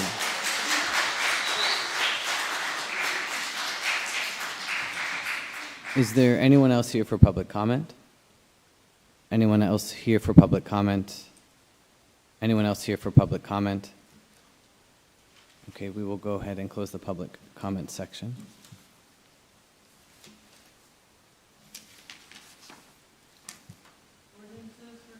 Passage. Council file number 16621. Official ordinance 42-2026. An ordinance appropriating a sum of $189,868 from unappropriated and anticipated revenue and providing for the expenditure thereof. This is the 2026 Insurance Fraud Prevention Authority grant, sponsored by Councilmember Pohl, seconded by Councilmember Troop. The City Council file ordinance bill number 16621, and now known as official file ordinance 42-2026, be finally passed by City Council. Members Brzezinski, you got to unmute.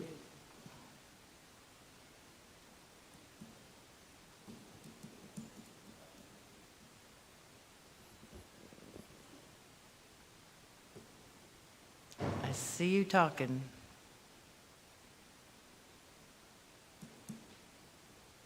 I'll go on. Horton? Yes. Pohl? Yes. Shaw?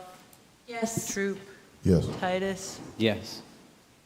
Member Brzezinski, can you unmute?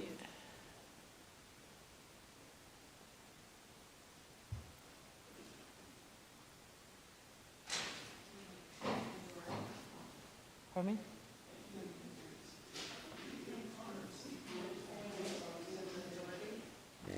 Do you have the majority? Yeah, Yeah, I would just list it as abstaining, okay. because he honestly, something went wrong, so he wasn't able to vote. So it's not a no, I would call it an abstaining, Okay. just for lack of a better term. Ordinance.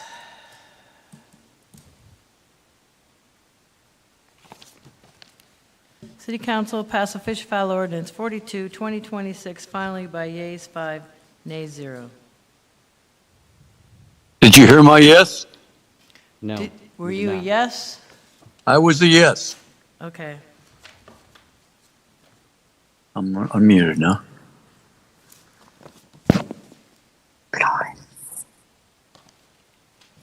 Council file number 16622, official ordinance 43-2026, an ordinance appropriating a sum of $405,899 from unappropriated and anticipated revenue and providing for the expenditure thereof for the 2026-27 Auto Theft Prevention Authority grant. Sponsored by Councilmember Pohl, seconded by Councilmember Troop. That's Council file ordinance 16622, and now known as official file ordinance 43-2026, be finally passed by City Council. Members Brzezinski? Yes. Horton? Yes. Pohl? Yes. Shaw? Yes. Troop? Yeah. Titus? Yes. City Council passed official file ordinance 43-2026 finally by yeas 6, nays 0.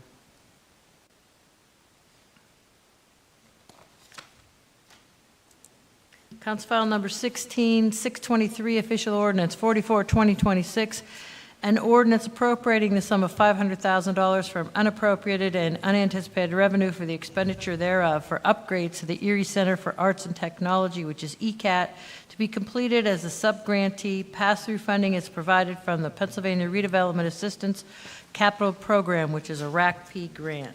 Sponsored by Councilmember Titus, seconded by Councilmember Shaw. The Council file ordinance bill number 16623, and now known as official file ordinance 44-2026, be finally passed by City Council. Members Brzezinski? Yes. Horton? Yes. Pohl? Yes. Shaw? Yes. Troop? Yes. Titus? Yes.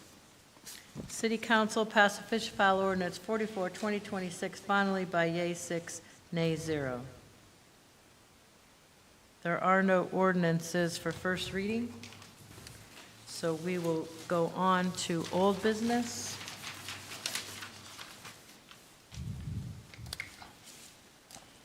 Sponsored by Councilmember Troop, seconded by Councilmember Horton. Resolved by the Council of the City of Erie that pursuant to Article 7 of the revised zoning ordinance 80-2005 and a public hearing held by Erie City Council on Wednesday, July 1st, 2026 at approximately 9:30 a.m. in City Council chambers, The request to designate the former William and Mary Spencer House located at 519 West 6th Street, 16507 as a historic building be hereby approved, and city solicitor is authorized and directed to prepare an ordinance to amend the zoning map to reflect such designation. Voting on the resolution, members Brzezinski, Yes. Horton, Yes. Pohl, Yes. Schaaf, Yes. Troop, Yes. Titus. Yes. Resolution passes yea 6, nay 0. Our second order of old business, sponsored by Councilmember Troop, seconded by Councilmember Pohl, that the council of the city of Erie, the proper city officials are hereby authorized and directed to make a change to a prior resolution passed by council on April 2nd, 2025, which incorrectly awarded roof replacement work to take place at Fire Engine 11 in the amount of $76,250. Such work will be carried out at Fire Engine 10 at a contract amount of $87,936 by Farrell Roofing of Dunkirk, New York. The original amount was $76,250, a reflection to change the Engine 10 contract, $11,686, final requisition, $87,936.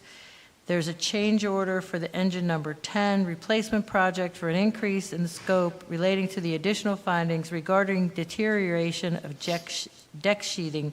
Additional work for the project will be a cost of $1,967, increasing that to $89,903. Voting on the resolution, Councilmember Brzezinski, Yes. Horton, Yes. Pohl, Yes. Schaaf, Yes. Troop, Yes. Titus. Yes. Resolution passes yea 6, nay 0. This takes us to new business. At this point, I would ask council to make a motion to move the balance. Motion. Second. Are there any separations? Any separate? Contracts number 5.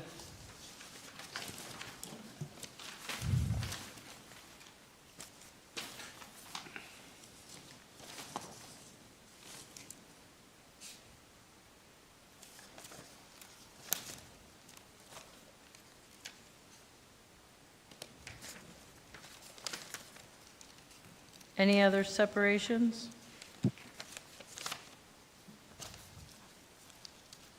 No. Any other separations? Voting to move the balance of the agenda.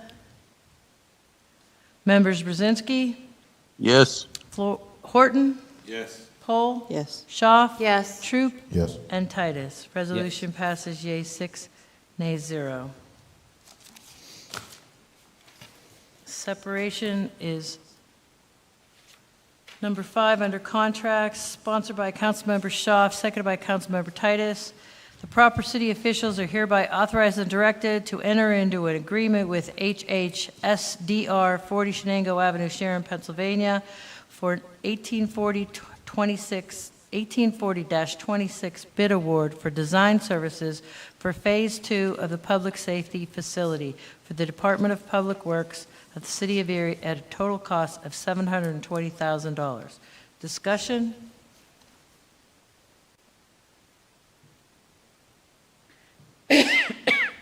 Council Brzezinski, would you like to say something, as this was your request to separate? No, I just want to vote no.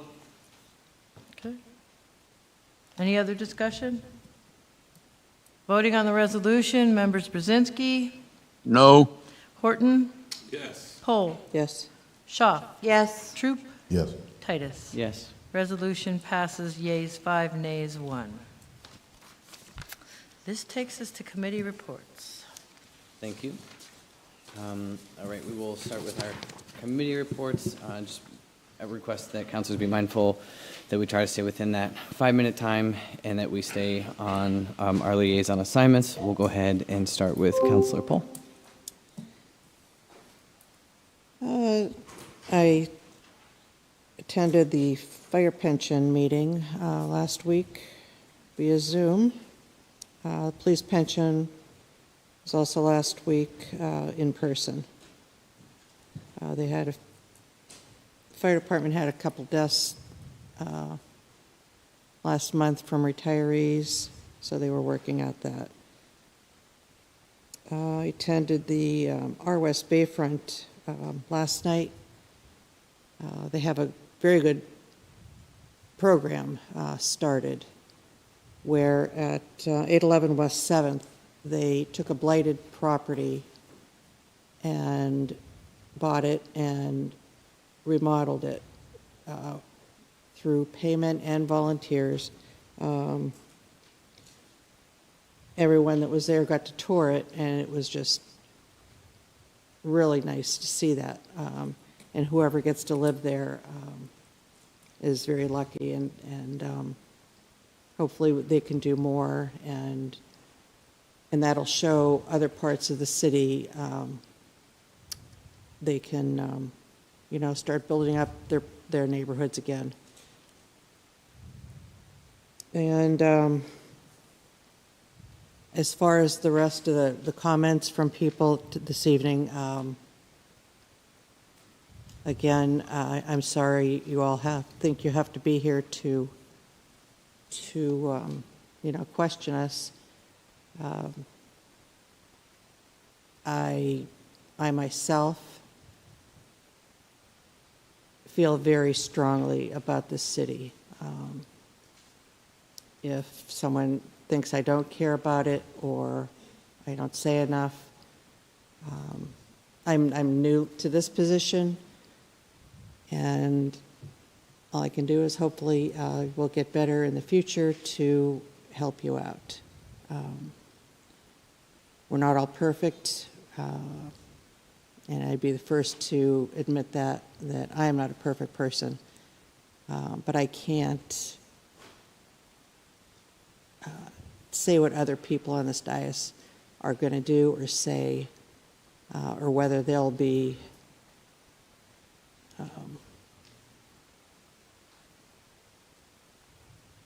if they'll live up to the expectations of the position. That's it.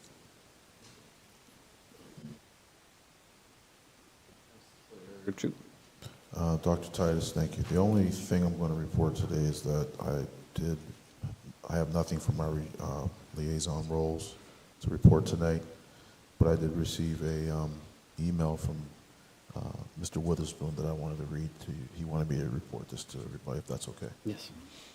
It says, I want to thank you and the members of City Council for your support of our youth, both male and females, who participated in the Spoons Summer Basketball League this year. As we draw to close into the season, I would like to invite you and members of council to the playoff and participate in presenting the awards to the players and coaches. So he wants us to help out if we can when they have their award ceremonies and things like that. He says he started the season with 162 registered, and as the season progressed, we lost some to travel teams and some to early football practice, but we remained successful in keeping the balance out of harm's way between the hours of 5:30 and 9 p.m. Our volunteer coaches from that community were outstanding. We didn't have the numbers that we usually have, but the coaches, we have coached 2 and 3 teams. They have different age groups, 9 and 10, 11, 12, 13 and 14, and 15 and 16. Our program, City and Spoons, is very successful to the point a group of former Spoons players are currently trying to organize a 40 and over league, and they are serious about it. Wow. They have asked me to coordinate it, and I graciously denied the opportunity. It's time for someone else to take the lead. Also, the 17 to 22-year-olds, who are also former Spoons leagues, are asking me to organize them a league. However, I am happy to work with the POW organization and Mr. Lytle Hunter on their 3-on-3 tournament during Celebrate Erie. We will continue activity at Bayview Park until the 30th of July. Please graciously share this report with members of council. And I did share this email. Lori, I think I shared it with you. If you would share it with council too. All right. That's all I have. Thank you. Thank you. Councilor Horton. Sure.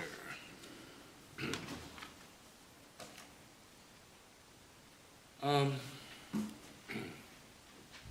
attended the Housing Authority study session and followed up the next week with their regular meeting.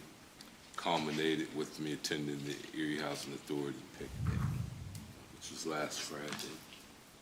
Also attended the Blighted Property Review Board. They requested that a few houses be declared blighted. We did so. Nothing really extraordinary there. The Redevelopment Authority meeting was canceled. The Land Bank meeting, I believe, was canceled. I attended the Parking Authority meeting along with Councilor Shaw yesterday, and we discussed ways that we could closer work together to best benefit both entities. And we talked about some of the other looming issues that we have before us. I do want to say, I want to apologize because I know we don't really respond back. But I know that young lady, and she worked for the county a long time, and I just felt like I should really just be upfront and honest, because a lot of the stuff that comes here, and I'm learning myself, it's a transition from human services to municipal services. You know, the county's such a behemoth of services, everything from the library, adult and juvenile probation, the court system, Edmund L., 9/11 Center, intellectual disabilities, the library, and a host of other things. Everything that affects a person from birth to death happens over there. We do zoning and stuff over here. Property, geography, property disputes, the civil stuff. It's not our job, and we would be wrong to start passing ordinances and resolutions to support citizens in that manner in what will almost assuredly end up in a court case, as from what I could ascertain from her comments. The city council is different from county council, is different from school board. There are three different taxing bodies. We have three different missions. I love human services. We offer to support her outside after the meeting or whatever in any way that I can help. And I probably got a lot of county experience that would probably be able to help her. But here, in that formal manner, what she was requesting is inappropriate to even be considered. I'm sure you all know that, but if you didn't know that, it's inappropriate for us to start trying to pontificate to other taxing bodies. It's been a great week. We got a lot ahead of us. I'm excited about working with the mayor.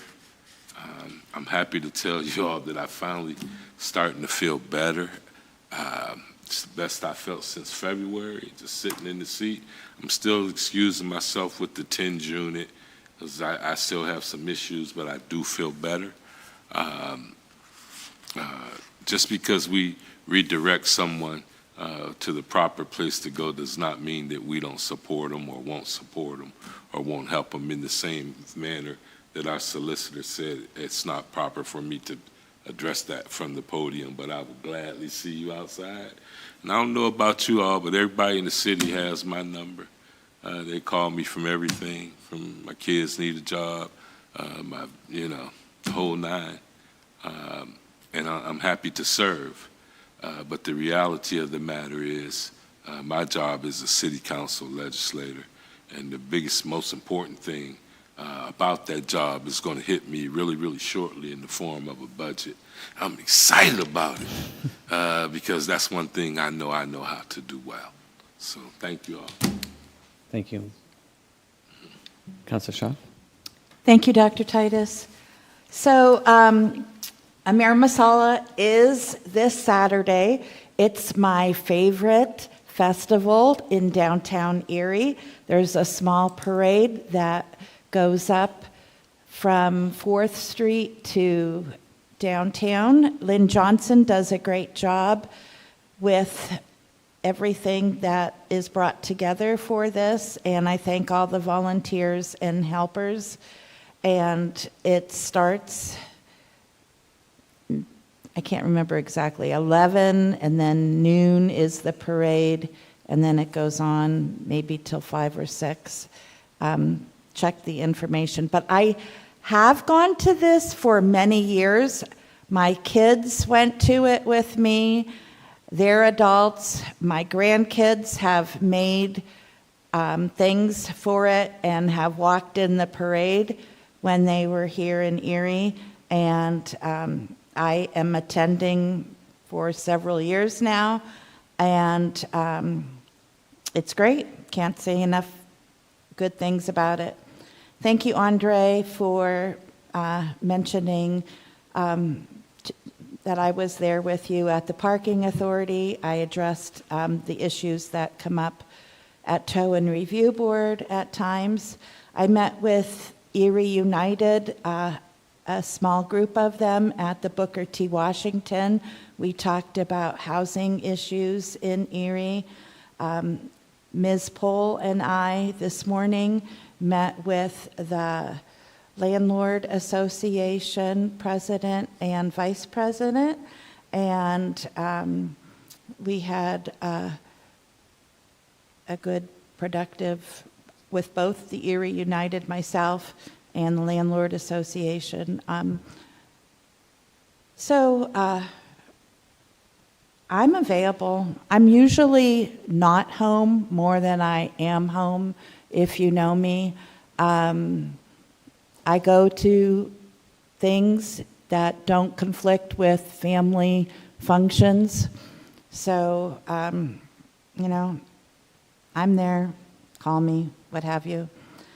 I was at an Underdog Founders Network this afternoon at 4 o'clock before coming here that was organized with Ashley Messenger, who is running the Underdog barbecue restaurant on West 8th Street, and the help of the Small Business Development Center.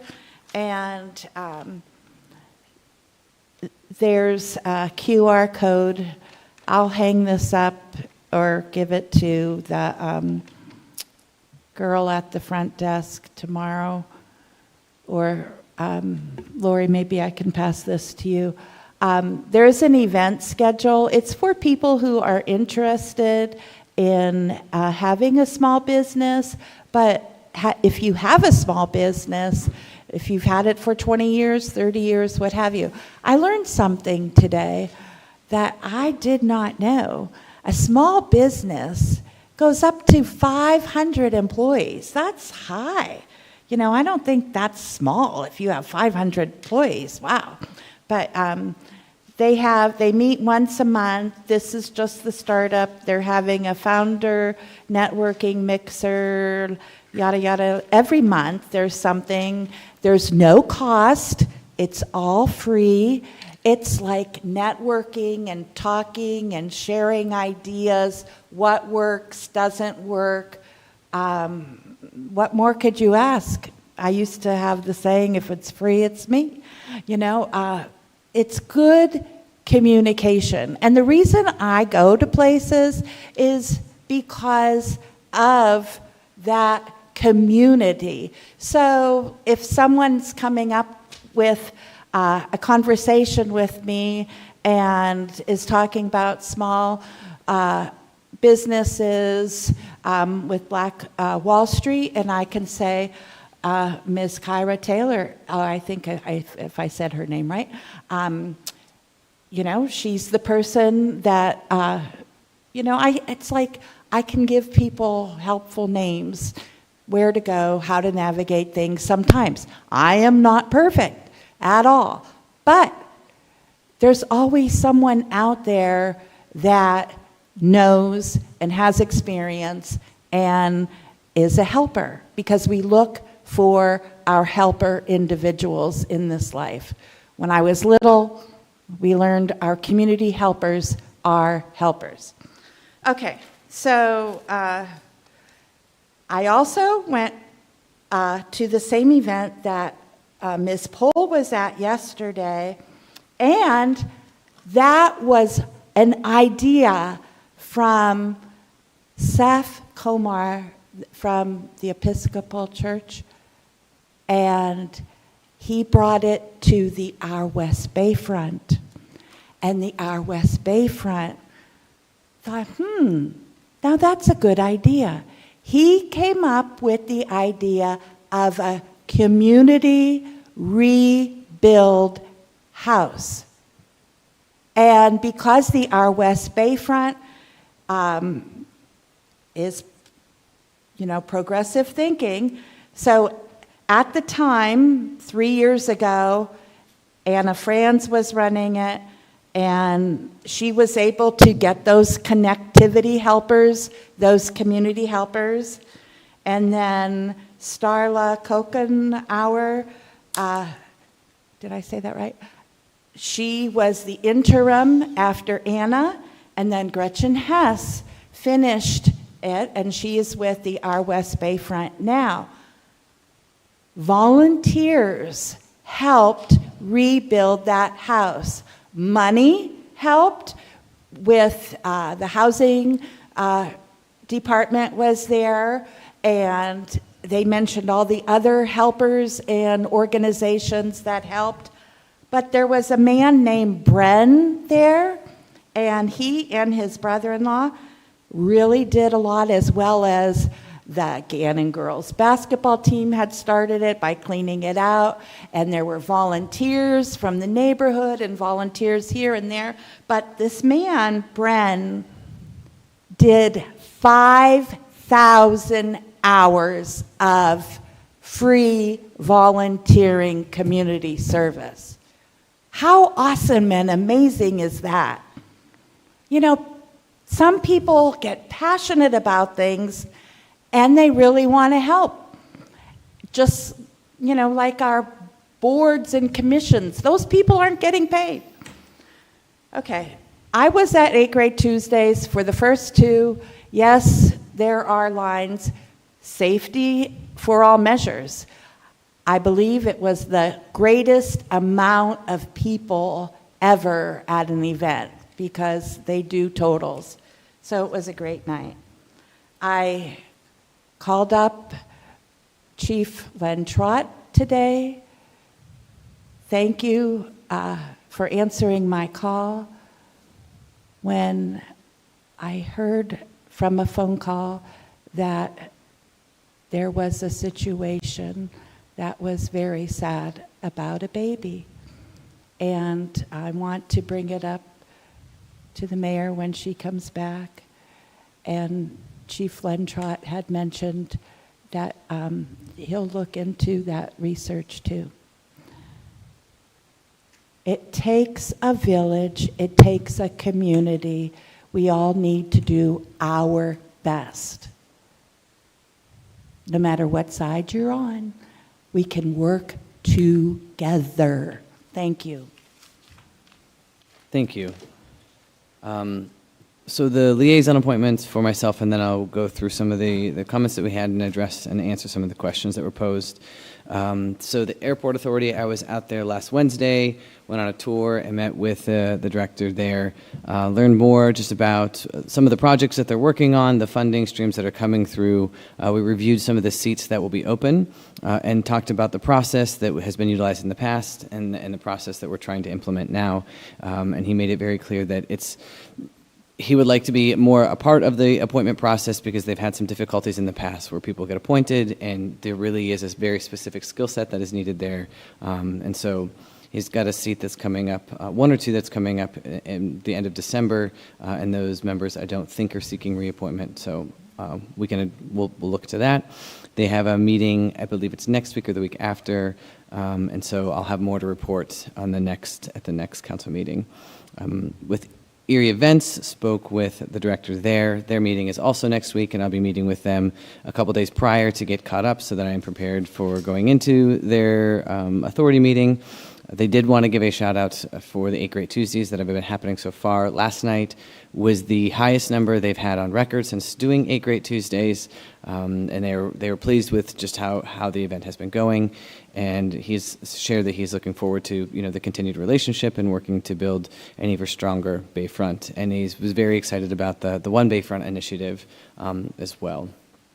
I wanted to follow up a little bit with what Councilor Schaaf had shared about the infant that was found, and just make sure that we all know of the resource that in Pennsylvania we have a safe haven law, and a baby up to the 28 days old with no questions asked, as long as there's no harm and no crime that is being committed, can be brought to any hospital in Pennsylvania, to a police officer at a police station, or any emergency provider at an EMS station with no questions asked. And I think it's important that individuals know that we have the Safe Haven Law. It's on the Pennsylvania website, and you can look for more information there, but that we do have it in place here. I wanted to also, last week I was at the Local Progress Conference in Baltimore, where it hosts municipals who are electeds who are from municipal offices across the U.S. And we essentially talk about things that they're working on in their cities or in their townships, and we share policies. And so there's some really brilliant things that are happening, and I'm excited to bring some of those policies over here and ordinances for council to review as we kind of collect those ideas, because there are things that are working, and I think that they could work here as well.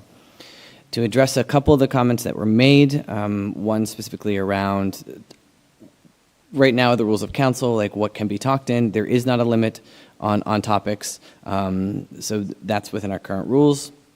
And to explain the censorship process, as that has been something that's been brought up quite a few times.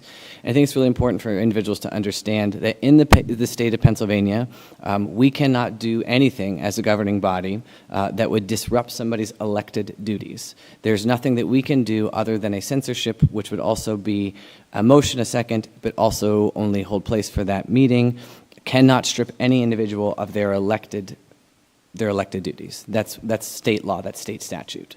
And so I know we have received a lot of frustration, and I understand it. I understand what is being said. We can create rules of decorum, and we can hold individuals accountable utilizing Robert's Rules of Order, which is what we use. But a censorship process is something where someone would call for a motion, we'd second, we would then have to debate. That person would have an opportunity to state their case. We would then vote on whether to censor that person. But a censorship only means that they cannot talk for the rest of the meeting. They are still allowed to be present, and they are still allowed to vote on every issue that comes up. We as a governing body, this chair has the ability to remove them from liaison positions, but that is the power in which this governing body holds over any other duly elected member. And I think it's important for individuals to know that. There was another question, and I didn't write it down, and I apologize, but I would be happy to answer any other questions. But just know that we hear you, we are listening, and that there are things that I had mentioned in Caucus, and I had mentioned at the beginning that we are working on, including updating Article 112 around the rules of decorum, and also we are hearing loud and clear about the Citizens Review Board. But please know that we in Pennsylvania, again, are in a preemption commonwealth, and that there are limits around what is allowed to be done and what is not allowed to be done. And what none of us want to see happen is us create an entity that does not live up to the standard of what is being asked, and further erode any trust from any members of our community. I think that would cause more harm than good. And so we're working with the solicitors. This has been something I've been working on for over a year, to make sure that we're following what other municipalities have done, and when it has been challenged, has stood up specifically in the state of Pennsylvania. So with all that being said, I will end my report here, and I will pass it over to the controller. Thank you so much, Dr. Titus. This is a lot to unpack tonight. But first, what I want to say, and this is a break for me, those who stayed around after public comment, thank you so much for staying for all of the comments and all of the meeting. You can say your piece and leave, but to me it's so important to hear everyone and to recognize everyone for all of the things that they have to say. So I appreciate the rest of you that are in the audience tonight. what I will say is there's a lot going on in the controller's office, as there always is. And I have my notes. I'm not a perfect public speaker, but as I always say, we're committed to working with intentionality, and we're collaborating with all the other departments in City Hall. It is just so important to me that we not only safeguard our taxpayers, but that we also work towards efficiency in our office. We're actively tracking market fluctuations for all of our pension plans, and we do look at that often. And we are aware that, the pension is an issue, but not an issue. It's funded, but we're always looking at it. And this week, we met with the firefighters and the police regarding their pension funds. And we've also been working on several cost studies with regard to looking at saving the city funds. And there's more to come on that later. I have over 13 years experience in forensic accounting for pension and 401k plans, so I love a good spreadsheet. Sorry. And we work on following the money every time we need to, so we can adequately track the city spending. So I'm keeping my watch on all city expenditures. And we're auditing the bills every week, and I can report that the city departments are all being very responsible with their spending. And as I always say, our office maintains an open door policy, and we are happy to help all departments spend wisely.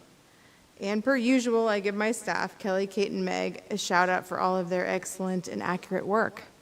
And I say, if there's anything any department ever needs from me, we're completely available all the time. Thank you. We'll go over to the Chief of Staff, Ms. Lori Ratter-Spicer. I'm just kidding. We're going to go to the solicitor. Well, she offered, and I'm just going to say, I have no report for tonight. I do want to say I was really inspired by Cliff Crosby, what he's accomplished, not an easy thing. And so I think that's something to remember, and how he's giving back to the community. And I really think that's what everyone who's been elected, down to Brooke and Lori, and working together to improve the community. So I think there's a positive inspiration for tonight's meeting. That's just my perspective, though. Mel, go ahead. Yeah. Thank you. Thank you for having me. Really happy to sit in for the mayor tonight, and just wanted to highlight a few items that she wanted to note and celebrate. So first, want to acknowledge the July 4th holiday weekend, that was a big success. It was the culmination of months of careful coordination and planning with a number of partners and across departments. So shout out to the team and our partners, to specifically the Mayor's Office of Community Affairs, our police, and Public Works. I know traffic was a bit challenging, but we got through it, and we're really grateful to the team for making that happen. And specifically want to acknowledge the July 4th Bayview concert that was in partnership with the Philharmonic. I think anyone who made it to that would agree that it was a beautiful community event. The kids were out playing basketball and in the splash pad, and just a really great demonstration of our community coming together in celebration. So thank you specifically to Hunter Lytle and his leadership with Cafe and in special events, and the Phil and our Public Works employees for making that happen for our neighbors. I also want to acknowledge some Public Works refuse employees who really stepped up and took care of a neighbor this week. I think this is the kind of care and attention that doesn't always get heard about, but deserves to be acknowledged. There was a young person, a young resident, who had pushed out an air conditioner from the window and made it outside, and was kind of wandering the streets. And our team from Public Works were very intentional about taking time, staying with them until the police could come and safely get them home.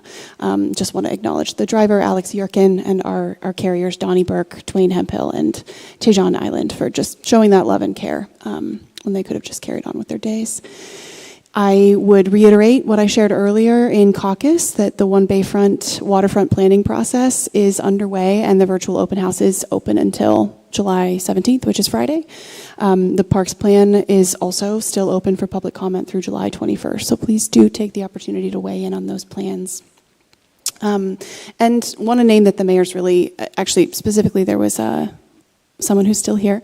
Thank you for your comment inviting intentionality around speaking, being out, walking the streets, speaking to neighbors, and listening. I think that's essential to the way that we lead and to the way that the mayor's administration is trying to lead. And so that's been a priority in recent weeks. I know she got to pay a visit to Spoons and spend some time at the pool with the youth at Roger Young Park this weekend. And that's a huge priority for investment for the mayor right now. So we're focused there. And we'll also be, I want to let folks know, we're doing 814 neighborhood celebrations in various neighborhoods in tandem with our Love Your Block cleanups, and the leadership team from the city, so our department heads will be attending most of those to have essentially pop-ups where we will be out, we will be connecting, walking around, listening, and getting the chance to meet and answer questions. So just looking forward to seeing you all there.